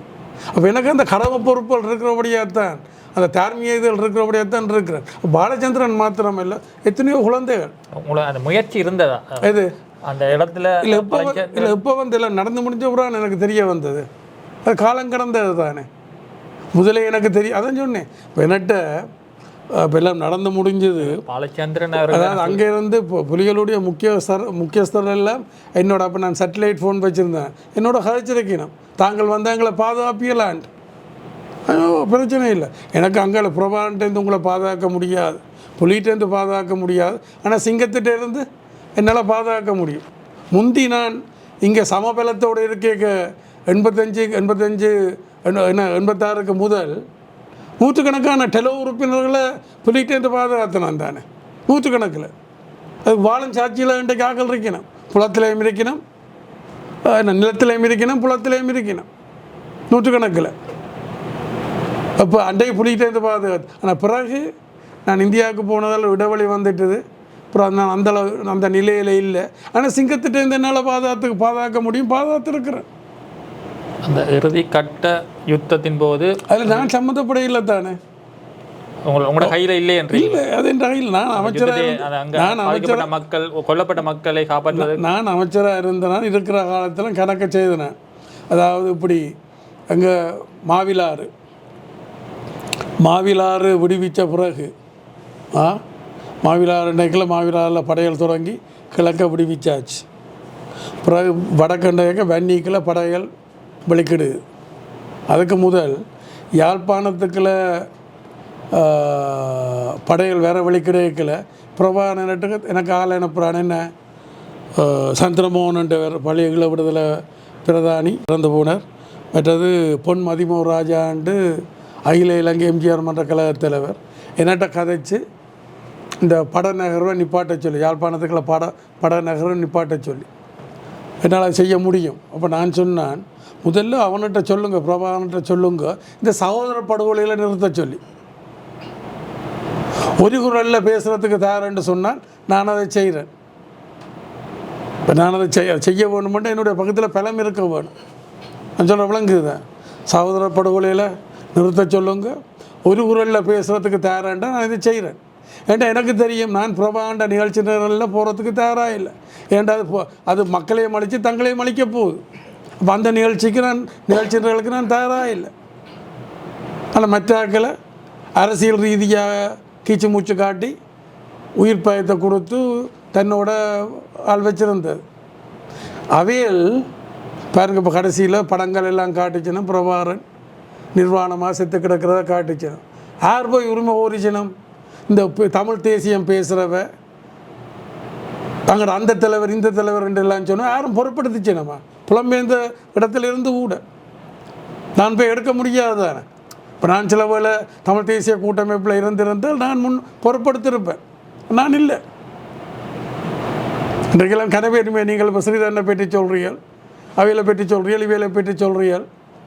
இந்த என்ன சாமி காணாச்சாமி என்ற என்ன பேர், இப்போ என்ன வேலன் சுவாமி இவையில எல்லாமே பொறுப்பெடுக்கையில் கஜேந்திரகுமார் ஆக்கலையும் பொறுப்பெடுக்கையில் கூட சரத் பொன்சேகா இராணுவ தளபதி சரத் பொன்சேகா கூட சொல்லிக்கிறேன் அவருடைய உடல் எங்கே புதைக்கப்பட்டதுன்னு காட்டினா அதில் ஒரு அஞ்சலியை செலுத்தி விடுவார்கள் என்ற இல்லை. சரி, அப்பயே நாங்கள் கேட்கையில் இப்படியால அரசாங்கம் அறிவிக்குது என்ன படத்தை காட்டுது, இவையில என் பொறுப்பெடுக்கையில். அப்போ இது முடிஞ்ச பிறகு இது மாவிலாறு முடிஞ்ச பிறகு வன்னிக்கில் படைகள் போகுதுன்றான. அப்போ எனக்கு தெரியும் அங்கே என்றால் கிழக்கில் படைகள் முன்னேறியக்கில் புலிகளுக்கு ஓடுறதுக்கு இடம் இருக்குது, அப்போ அழிவுகள் குறைவு. ஆனால் வன்னிக்கில் படைகள் போய்க்கில் புலிகளுக்கு ஓடுறதுக்கு இடம் இல்லை, அழிவுகள் கூடும். அப்போ நான் இவையிட்ட தமிழ் தேசிய கூட்டமைப்பினர்கிட்ட தனியும் கேட்டிருக்கிறேன், கூட்டம் கேட்டிருக்கிறேன், வெளிப்படையாகவும் பத்திரிகைகள் இதெல்லாம் அறிக்கப்பட்டிருக்கேன். வாங்க மஹிந்த ராஜபக்சோட பேசுவோம். மஹிந்த ராஜபக்சோட கை ஓங்கி இருக்குது. சிலவளை நானும் உங்களோட சேர்ந்து விரைக்கல அவரில் மாற்றம் பெறலாம் என்று நான் சொன்னேன். ஓமோமன்ட்டு வரையில். அப்போ அவைகளும் விரும்பி இருக்கணும் தாங்கள் அரசியல் பண்ணுறேன்னு சொன்னால் இவையில் இல்லாமல் போகணும். அண்ணன் எப்போ சாவான் தின்ன காலியாகும்ன்றது தான் அவையில் நிலப்பாடாக இருந்திருக்கு. சரி, அதை விடுவோமே. நாடாளுமன்றத்தையே பிரட்டி போட்டிருக்கலாம் 22 பேர் என்றால். ஏன் பிரட்டி போட இல்லை? நான் இருந்தால் செய்திருப்பேன். பிரட்டி போட இல்லை. தூதரங்களுக்கு முன்னால் போய் ஆர்ப்பாட்டங்கள் பண்ணியிருக்கலாம்.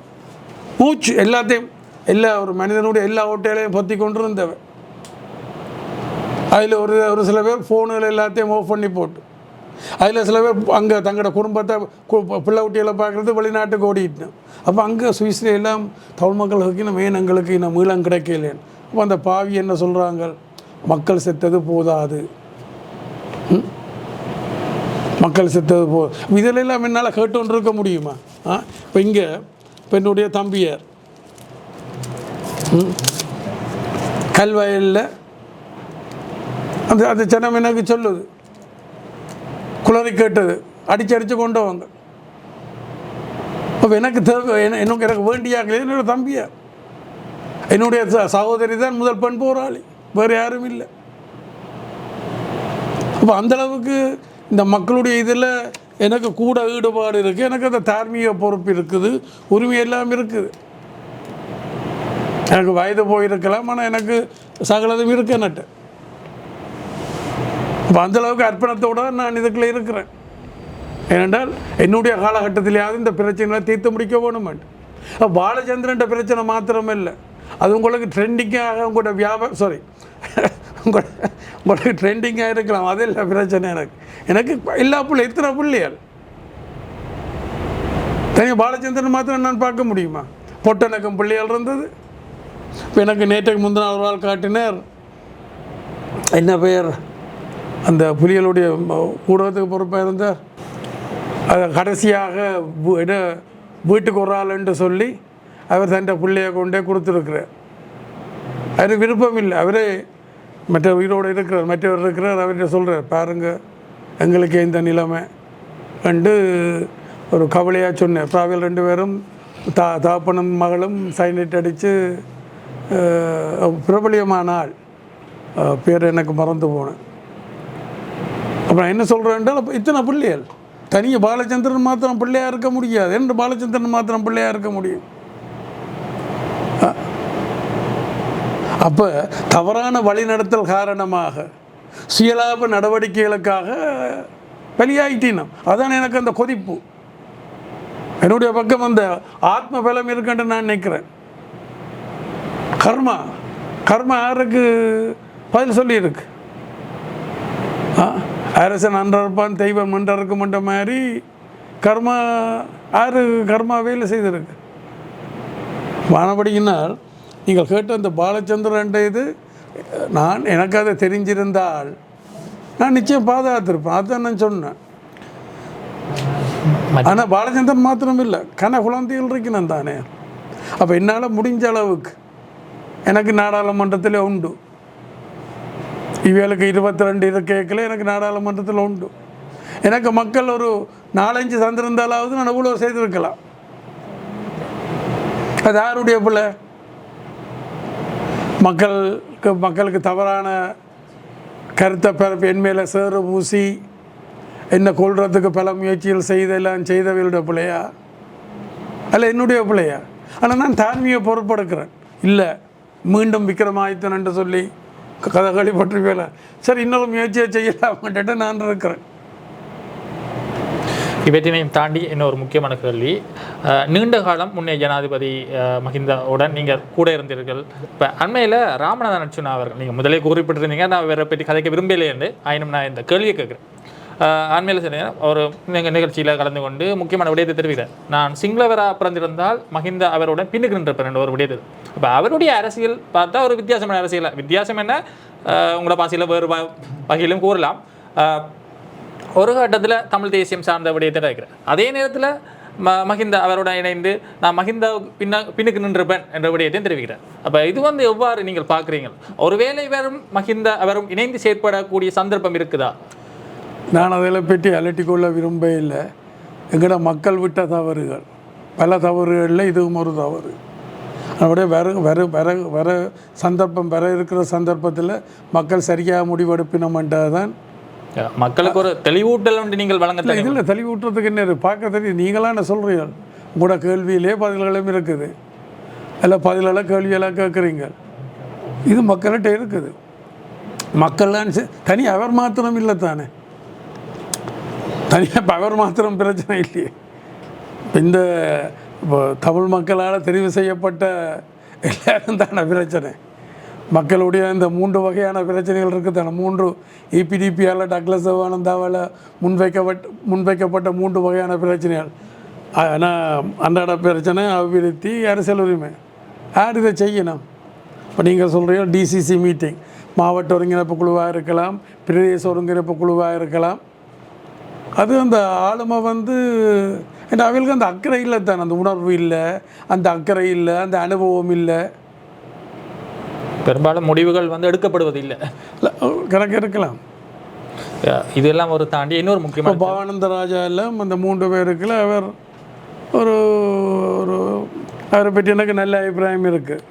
ஆனால் அவருக்கு இது கட்டுப்படுத்த பொருந்தாத நிலைமையில் இருக்குது. ஏதோ ஒரு இதில் வந்துட்டார். சரி, முயற்சிகள் செய்யட்டும். இதெல்லாம் ஒரு புறம் இருக்கு. இப்போ அண்மையில் பார்த்தோன்னா அந்த மாநகர சபைன்னு இருக்குது யாழ்ப்பாணத்தில், அது சரியான முறையில் அதான் நான் சொல்ல வந்தேன். என்னென்றால் அந்த கூட்டப்பெட்டி காட்சிகள்லாம் கூட்டப்பெட்டி. அப்போ நாங்கள் உள்ளூராட்சி மன்ற தேர்தலில் நாங்கள் தனித்து தான் போட்டி போட்டது. பிறகு எங்களுக்கு பின்னடைவு தான். பிறகு மாநகர சபை ஆட்சி நடத்துகிறதுக்கு கூட வாக்கெடுத்தவர்கள் எங்கிட்ட கோரிக்கையை விடுத்தவ. இங்கே நேராக நம்மளோட தமிழரசு கட்சியினுடைய பதில் தலைவர் அண்ணன் சிவஞானம், அது முந்தி நான் அப்போ இருக்க புனர்வாழ் அமைச்சராக இருக்க மேலே என்னோட எனக்கு ஆலோசனையெல்லாம் சொல்லி கொண்டிருப்பேன். என்னோட ரொம்ப நெருக்கம், என்னுடைய தகப்பனாருடைய கூட்டாளி. அப்போ அவர் ஒரு கோரிக்கையை விடுத்தார். நான் சொன்னேன், கடந்த காலத்தில் நீங்கள் கோரிக்கை விட்டது நான் ஒரு நல்ல எண்ணத்தில் ஓமண்டுட்டேன். அப்புறம் ஏதோ பிரச்சனைகள் வரைக்கும் இல்லை, நாங்கள் ஒன்றும் கேட்கல, அவையெல்லாம் தந்தன்று சொன்னீங்கள். இந்த அப்படி இருக்க விரும்பவே இல்லை. நீங்கள் நேராக அந்த கோரிக்கையை விடுத்தால் நான் அதை கருத்தில் எடுக்கிறது தயார் என்ற வகையில் அடுத்து. அப்புறம் நாங்கள் அவர் வழி அனுப்புறதுக்கு வந்துடுறது நீங்கள் எல்லாம் நின்றவர். அவர் வாசலில் என்னுடைய ஒரு தகப்பனுடைய சிநேதம், மற்றது எனக்கு மூத்தவர். அப்போ அவர் இங்கே வந்தவர். அப்போ வழி அனுப்புறது வாசலில் போய்க்க வேலெல்லாம் நின்றவர். அதெல்லாம் தெரிய வந்தது. இதெல்லாம் ஒரு புறம் இருக்க. நான் கேட்க வந்த கேள்வி முக்கியமான கேள்வி சொல்லுங்கள். என்ன கேள்வினா, மாநகர சபை சரியான முறையில் இயங்குதா இப்போ? அதில் குழப்பங்களும் பின்னடைவுகளும் இருக்கிறத நான் உணர்றேன். நான் அதை இப்போ கருத்தில் எடுத்திருக்கிறேன். நாங்கள் இப்போ கொடுக்குற ஆதரவை தொடர்ந்து கொடுக்குறதா இல்லையான்றதை பற்றி நாங்கள் ஆராய்ஞ்சு கொண்டிருக்கிறோம். அவர்களோட அவருடைய பதில் தலைவரோடையும் பதில் செயலாளரோடையும் கதைச்சிட்டு நாங்களே வெளிப்படையாக அறிவிக்க நான் யோசிச்சுருக்கிறேன். என்றால் அது ஒரு செயலூக்கமற்றதாக இருக்கிற மாதிரி தான் எனக்கு படுகுது. இவ்வாறான சூழ்நிலையில் யாழ்ப்பாண கலாச்சார மண்டபம் உண்டு உங்களுடைய காலத்தில் கொண்டு வரப்பட்ட ஒரு திட்டம் கொண்டு வரப்பட்ட உங்களுடைய காலத்தில் நான் தான் கொண்டு வந்தது. நீங்கள் கொண்டு வந்து அது ஒரு புறம் இருக்கீங்க.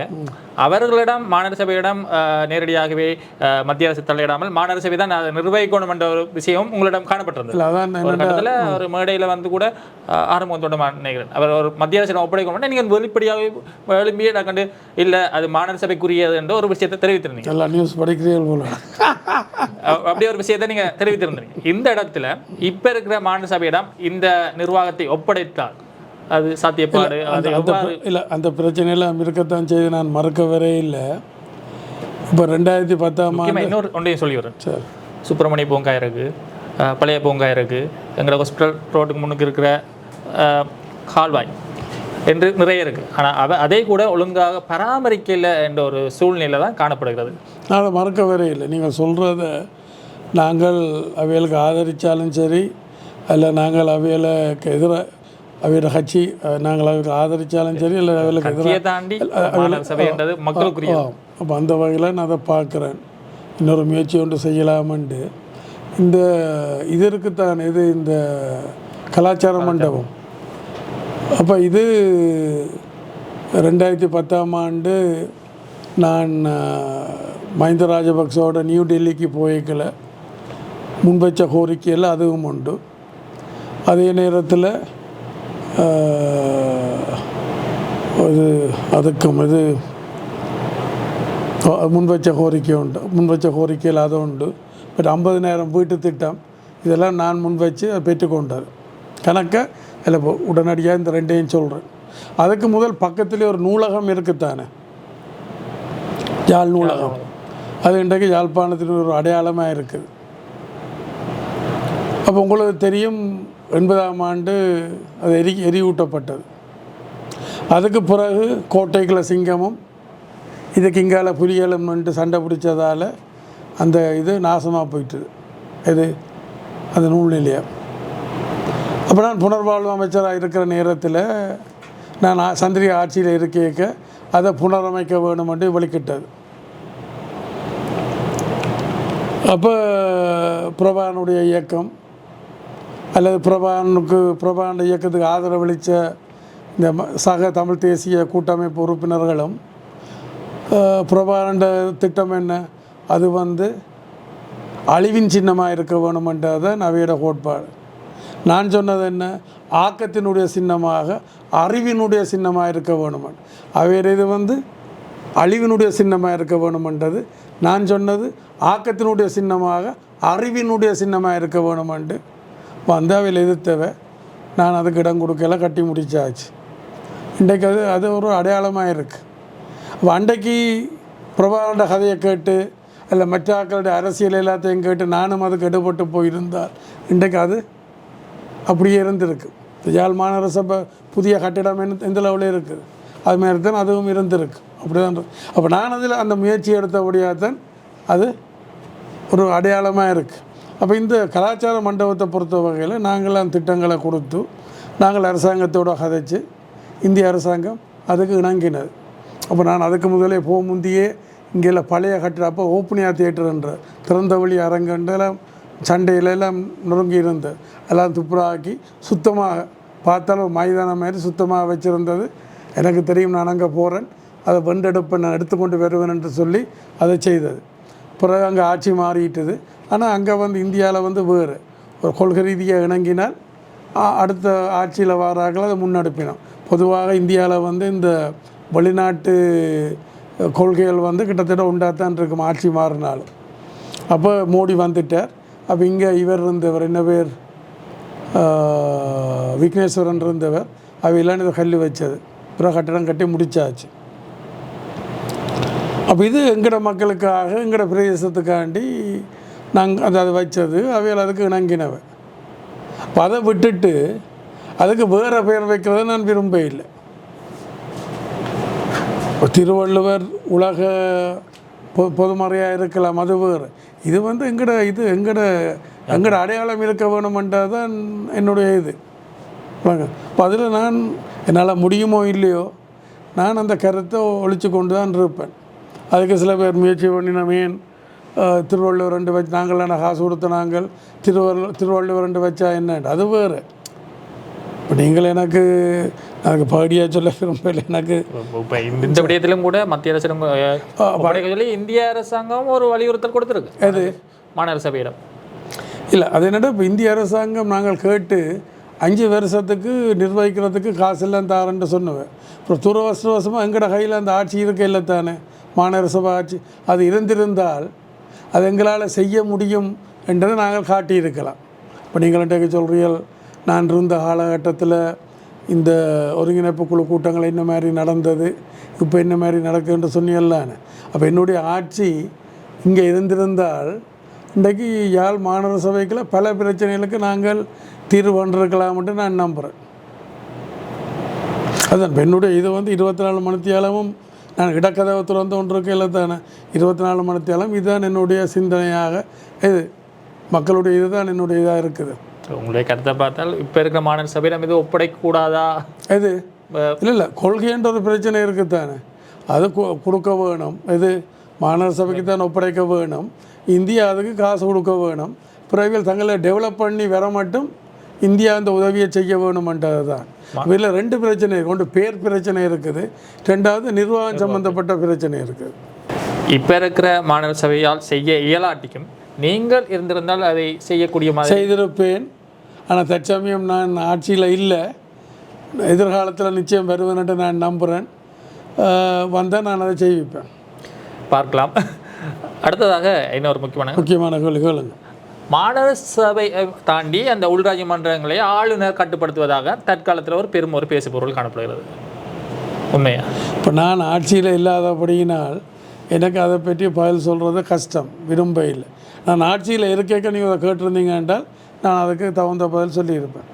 ஆனால் இப்போ ஆட்சியில் இல்லை தான், அங்கே மத்தியிலையும் இல்லை, மாகாணத்திலையும் இல்லை, உள்ளூராட்சியிலையும் இல்லை. அப்போ எனக்கு நான் எதிர்கட்சியில் இருக்கிறேன். இவ்வாறான சூழ்நிலையில் ஒரு வாக்கு வங்கி சரி ஒன்று இருந்திருந்தது இப்போ கடந்த ஒரு பாராளுமன்ற தேர்தலில். அதில் முக்கியமாக தீவோக பகுதியில் உங்களுடைய வாக்கு வங்கிகள் சரிவுக்கு காரணம் என்ன? இல்லை, அதாவது மொத்தமாக சொல்லப்போனால் தீவோகம் வந்து உங்களுடைய ஒரு காலத்தில் கருதப்பட்டோம். இப்போது நெடுந்தீவு எடுத்துக்கொள்ளுங்களேன்.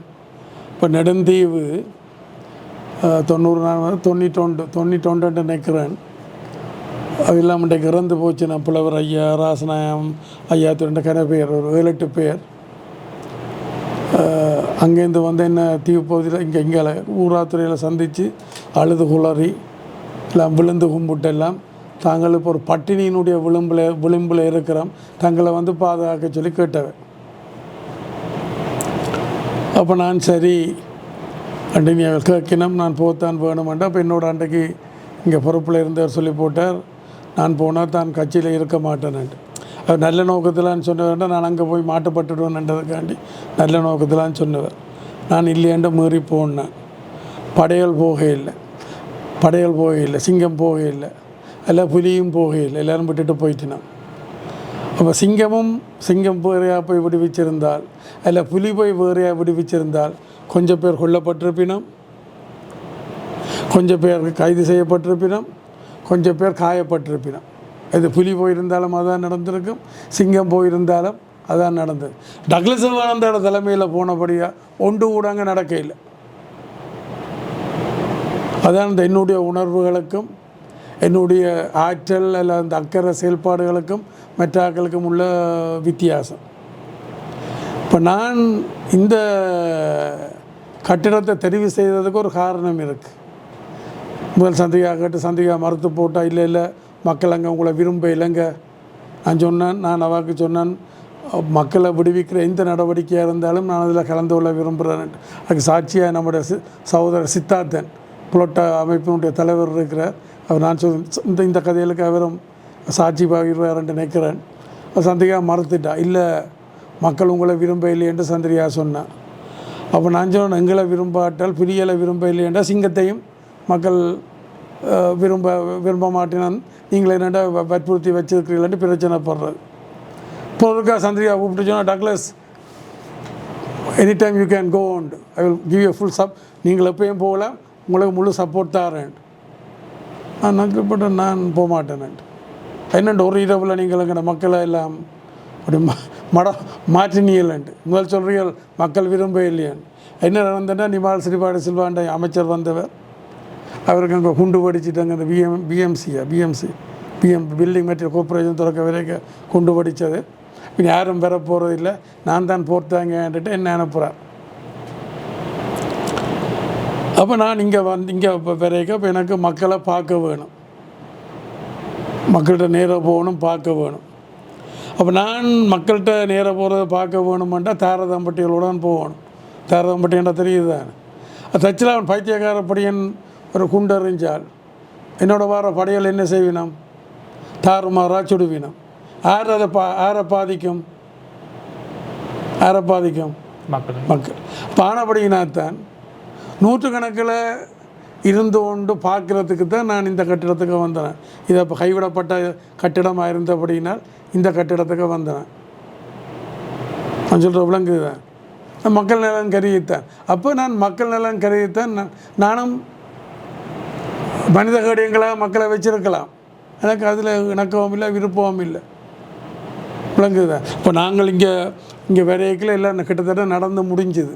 காணாமல் போனான்னு நடந்து முடியும். இப்போ எங்கள்கிட்ட கிட்டத்தட்ட 600 சொச்ச பேருக்கு மேலே நாங்கள் பதிஞ்சனாங்க. அதில் எல்லாராலையும் கொல்லப்பட்ட இபிடிபி தவிர்ந்த எல்லாராலையும் கடந்த காலத்திலையும் கொல்லப்பட்ட நிகழ்காலத்திலையும் கொல்லப்பட்டதெல்லாம் தெரியும் இருக்குது. இப்போ 600 பேருக்கு மேலே எங்கள்கிட்ட வந்து பதிஞ்சவர். வெளிநாட்டில் இருக்கிறார்களும் இங்கே உறவினர்கள் வந்து பதிஞ்சிருக்கணும். அப்போ நாங்கள் இது சம்மந்தமாக சந்திரியோட கதைச்சு அந்த பிரதிநிதிகளை அங்கே கூட்டி கொண்டு போனோம். அங்கே பிளேனில், அப்போ பிளேன் தானே, கூட்டி கொண்டு போய் கதைக்க வச்சு இதுக்கு தீர்வு காண வேணும். நாங்களே இந்த காணாமல் போன ஒரு சங்கத்தை கட்டினாங்கள் என்றால் உண்டு, இப்படி நடக்கிறத உடனடியாக நிறுத்த வேணும். இனிமேல் காணாமல் போதல்ன்றது இங்கே இருக்கக்கூடாது. ரெண்டாவது, பாதிக்கப்பட்ட ஆட்களுக்கு பரிகாரம் காண வேணும். மூன்றாவது, என்ன ஒன்று வந்து காணாமல் போன ஆட்களை கண்டுபிடிக்கிறது, கண்டுபிடிக்கிறது, பாதிக்கப்பட்ட ஆட்களுக்கு பரிகாரம் காண்றது. இனிமேல் இப்படி நடக்கக்கூடாது. இதுகளுக்காண்டித்தான் நான் அமைச்சதை ஒழிய சுயலாபத்துக்காண்டியோ அரசியலுக்காண்டியோ நான் செய்யலை. தமிழில் ஒரு பழமொழி ஒன்று இருக்குத்தானே, கரையான் புத்தெடுக்க கருணாகம் குடிகொண்டாண்டு. கரையான் தெரியும் தானே, கரையானண்டா என்ன, மரங்களே அந்த ஒரு அதுக்குள்ள கருணாகம் குடிகொண்ட மாதிரி தான். நாங்கள் இதெல்லாம் கட்டி கொண்டு போய்க்கல. மற்ற அரசியல் கட்சிகள் எல்லாம் வந்து அரசியல் பேசி இப்போ நீங்கள் சொன்ன மாதிரி ஆக்களெல்லாம் தெரிவு செய்திருக்கணும் தானே. அப்படி சொன்ன இப்படி சொன்ன ஆக்கலண்டெல்லாம் சொன்னீங்களா, அது மாதிரி. அப்போ என்னென்னா காலத்துக்கு காலம் எங்கட மக்கள் இந்த உசுப்பேத்துற அரசியலுக்கு அதில் இந்த பொய் புழுகளுக்கு எடுபட்டு போயினோம். எனக்கு உண்மையாக பொய் புழுகு சொல்கிறேன்ட்ட நான் ஒரு பகுதிக்கு அதில் ஒரு கோவத்தில் புழுகு சொல்கிறோட பேர்கள் உங்களோட வாயால் அது யார் யாருன்று எல்லோரும் தான், வேறு யார், எல்லோரும் தான் பொய் புழுவை சொல்லித்தான் என் அவையாளன்ட்டே ஒன்றும் செய்ய முடியாமல் தானே இருக்கணும். குறிப்பாக வந்து இப்போ இன்றைக்கு இந்த சரி சொல்லுங்கள். குறிப்பாக வந்து வேலனை குறிப்பாக தீவோ மக்கள் ஏமாற்றப்பட்டு வருகிறார்களா என்ற ஒரு சந்தேகம். என்றால் தீவோத்தில் வந்து அந்த நிறைய அபிவிருத்தி செய்கிறோம் என்று சொல்ல கிட்டடியில் கூட ஒரு என்னுடைய கருத்தில் மக்களுடைய கிட்டடியில் ஒரு பஸ் கூட கொடுக்கப்பட்டு அது கொடுக்கப்பட்ட அண்டே இயங்காமல் இருந்தது. மற்றது நெடுந்தீவில் பெட்ரோல் செட் பிரச்சனைகள், நிறைய பிரச்சனைகள், வாக்குறுதிகள் வழங்கப்பட்டும் சரியான முறையில் நடைமுறைப்படுத்தவில்லையா? ஒரு காலத்தில் உங்களுடைய மக்களாக கருதப்பட்ட அந்த மக்கள் இப்போ இப்படி இருக்கிறார்கள் என்று உங்களுடைய நடவடிக்கைகள் மக்கள் இன்றைக்கு அதை உணர்ந்து வர்றதாக எனக்கு தொலைபேசி கூடாக இல்லை நேரில் வந்து சந்திக்கலாம் சொல்லினோம். இப்போ அதெல்லாம் இப்போ என்னென்னா மக்கள் இங்கே மக்கள் மத்தியில் ஒரு மாற்றங்கள் வருது. கருத்துக்களில் வெற்றிடம் இருக்குது. முந்தி தேர்தல் என்று அறிவிக்கப்பட்டால் தான் எங்கள் மேலே சேறு பூச முயற்சிக்கிறது. ஆனால் இப்போ இந்த கதைகள் வருதுன்ற உடனே இப்போ திருப்பி தொடங்கிட்டேன். இன்னும் இந்த ரொபோட்டோ பிளேக் என்று சொல்லி முந்தி இங்கே தூதுவராக இருந்தவர், இந்த விக்கிலீக்ஸ்ன்றதில் அவருடைய கருத்துக்கள் வந்தது. அதெல்லாம் சொன்னோண்டு அவர் லீக் பண்ணிட்டு தான் அவர் வேணா இதில் அனுப்பின கேபிளில் அனுப்பினது லீக் பண்ணிட்டேன்ட்டு சொல்லி அவரே கீழுக்கு என்ன சொல்கிறாருன்னு சொன்னால் அவர் கீழுக்கு சொல்கிற வசனம் என்னென்றால் அதாவது this is not a smoking gun. அப்போ இந்த கருத்துக்களில் உண்மை இல்லை, ஆதாரம் இல்லாததை தான் அங்கே மேலே எழுதி போட்டு கீழே அவருடைய கொமெண்ட்டை போடுவினோம். அந்த கொமெண்ட்டில் சொல்கிறார் இதுக்கு ஆதாரங்கள் இல்லையென்று சொல்கிறார். விளங்குது தானே? அப்போ நான் அவரை ஒரு 10 வருஷத்துக்கு 12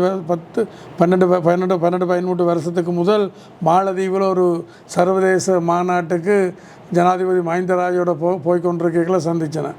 அவர்கிட்ட கேட்டேன், என்ன பிளேக் இப்படி நான்சென்ஸ் தான் அப்படி சொல்லல, அப்படி இல்லை, உண்மை இல்லையென்று சொல்லி அவர் கொண்டு ஒரு கோபத்தில் காய்ச்ச மாதிரி சொன்னார். நீங்களே சொல்ல எல்லாத்தையும் நம்புறீங்க போய் உண்மை இல்லை என்று சொல்லி. அப்புறம் என்ன சொல்ல வரேன்றால் அந்த சக தமிழ் கட்சிகள் அல்லது தேசிய கட்சிகள் உள்ளடங்களாக இபிடிபியினுடைய இப்போ நீங்களாம் என்ன சொல்கிறீர்கள், என்ன இந்த ஒருங்கிணைப்பு குழு நான் நடத்திக்க என்ன மாதிரி இருந்தது, இப்போ என்ன மாதிரி போகுதுன்ட்டு சொல்கிறீர்கள். அப்போ அங்கே என்ன இருக்குது, அந்த ஆற்றல் இருக்குது அல்லது அந்த என்னென்ன சொல்கிற ஆற்றல் அல்லது அக்கறை இப்படி எல்லாம் இருக்குத்தானே. இப்போ அதுகள் இல்லாத ஆக்களுக்கு மக்கள் தெரிவு செய்தால் நான் மக்களை விட்டுத்தானே நான் கவலைப்பட முடியும். மக்கள் எனக்கு வேற இருக்கிற சந்தர்ப்பத்தில் வாய்ப்பை கொடுப்பினமாக இருந்தால் ஒரு 3-5 ஆசனங்களை வடகிழக்கில் எனக்கு கொடுப்பினமாக இருந்தால் 2-3 வருஷத்துக்குள்ள மக்களுடைய கணிசமான பிரச்சனைகளுக்கு தீர்வு காணலாம்ட்டு நான் நம்புகிறேன். நானும் ஒரு ஆயுத போராட்டத்துக்குள்ளான்னு வந்தேன்.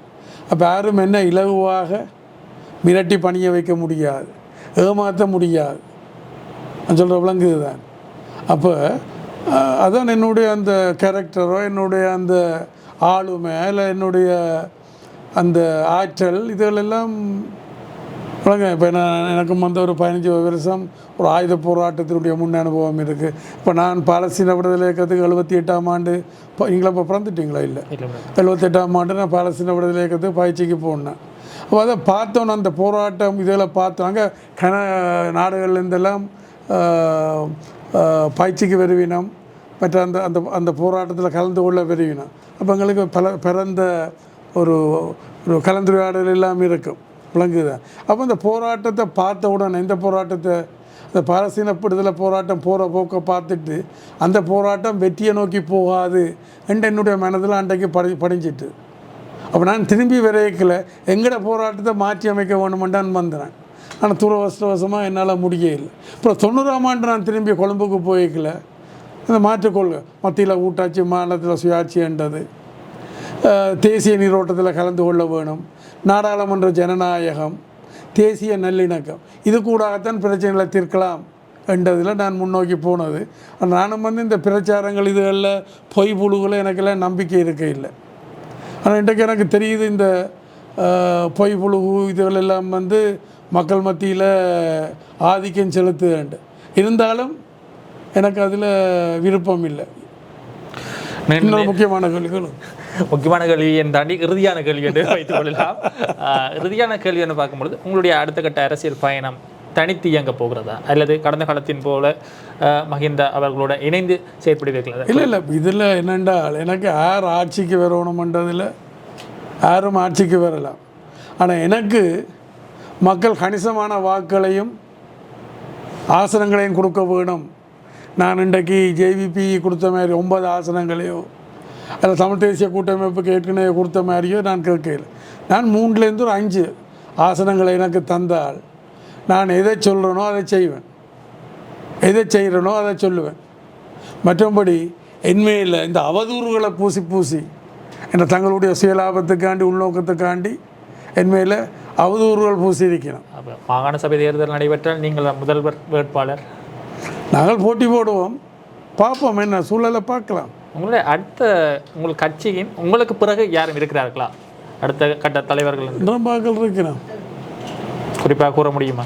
இருக்கணும் மக்கள். அது நான் இல்லாத நேரத்தில் அவியல் வருவினம், இல்லை நான் ஓய்வு எடுக்கிற நேரத்தில் அவியல் வருவினம். அடுத்த சந்ததிகள் இது வரலாம், என்னோடய கட்சியில் இருக்கிறார்கள் வரலாம், இல்லை வெளியிலேருந்து வரலாம், சரி மெட்டாக்கள்கிட்ட எல்லாம் இப்படி இருந்த வேலை யாரும் அறிவித்த வேலை அப்படி இல்லையே. ஒரு பிரபாரன்ட்ட இருக்க இல்லை, அமுதலிங்கத்திட்ட இருக்க இல்லை, பத்மநாபாட்ட இருக்க இல்லை, உமாமகேஸ்வரன்ட்ட இருக்க இல்லை, ஸ்ரீசபாரத்தில் இருக்க இல்லை. அது இயல்பாக வரலாறு சித்தார்த்தண்டு வரலாறு நிரூபிக்கும். அதுமாதிரி அது பிரச்சனை அல்ல. ஏன் அது ஒரு இதாக சில கேள்விகள் வருது எனக்கு விளங்குது இல்லை. அது உண்மையாக இல்லை. அன்றைக்கு ஒரு இடத்துல அப்படியான கேள்வி கேட்கினோம். அப்படி கேட்டால் என்ன குறைக்கலாம்னு ஜோதிச்சு கேட்கினமோ தெரியல. இப்போ ஒருத்தர் இல்லையே உண்டு. அப்போ எங்கே இருக்கினோம்? இப்போ தென்னிலங்கை எடுத்துக்கொண்டாலே இவ்வளோ பெரிய தலைவர்கள் எல்லாம் இருந்தவை ஒன்றும் செய்யல தானே. விமர்சனம் இல்லாத தலைவர்கள் இல்லை. அந்த வகையில் உங்கள் மீது விமர்சனம் இருந்தாலும் அதே நேரத்தில் மக்கள் மத்தியிலையும் செல்வாக்கும் இருக்கிறது. அப்போ தொடர்ச்சியாக மக்கள் விருப்பம் எதுவோ அது நடக்கட்டும். நன்றி. நல்லது. வணக்கமா.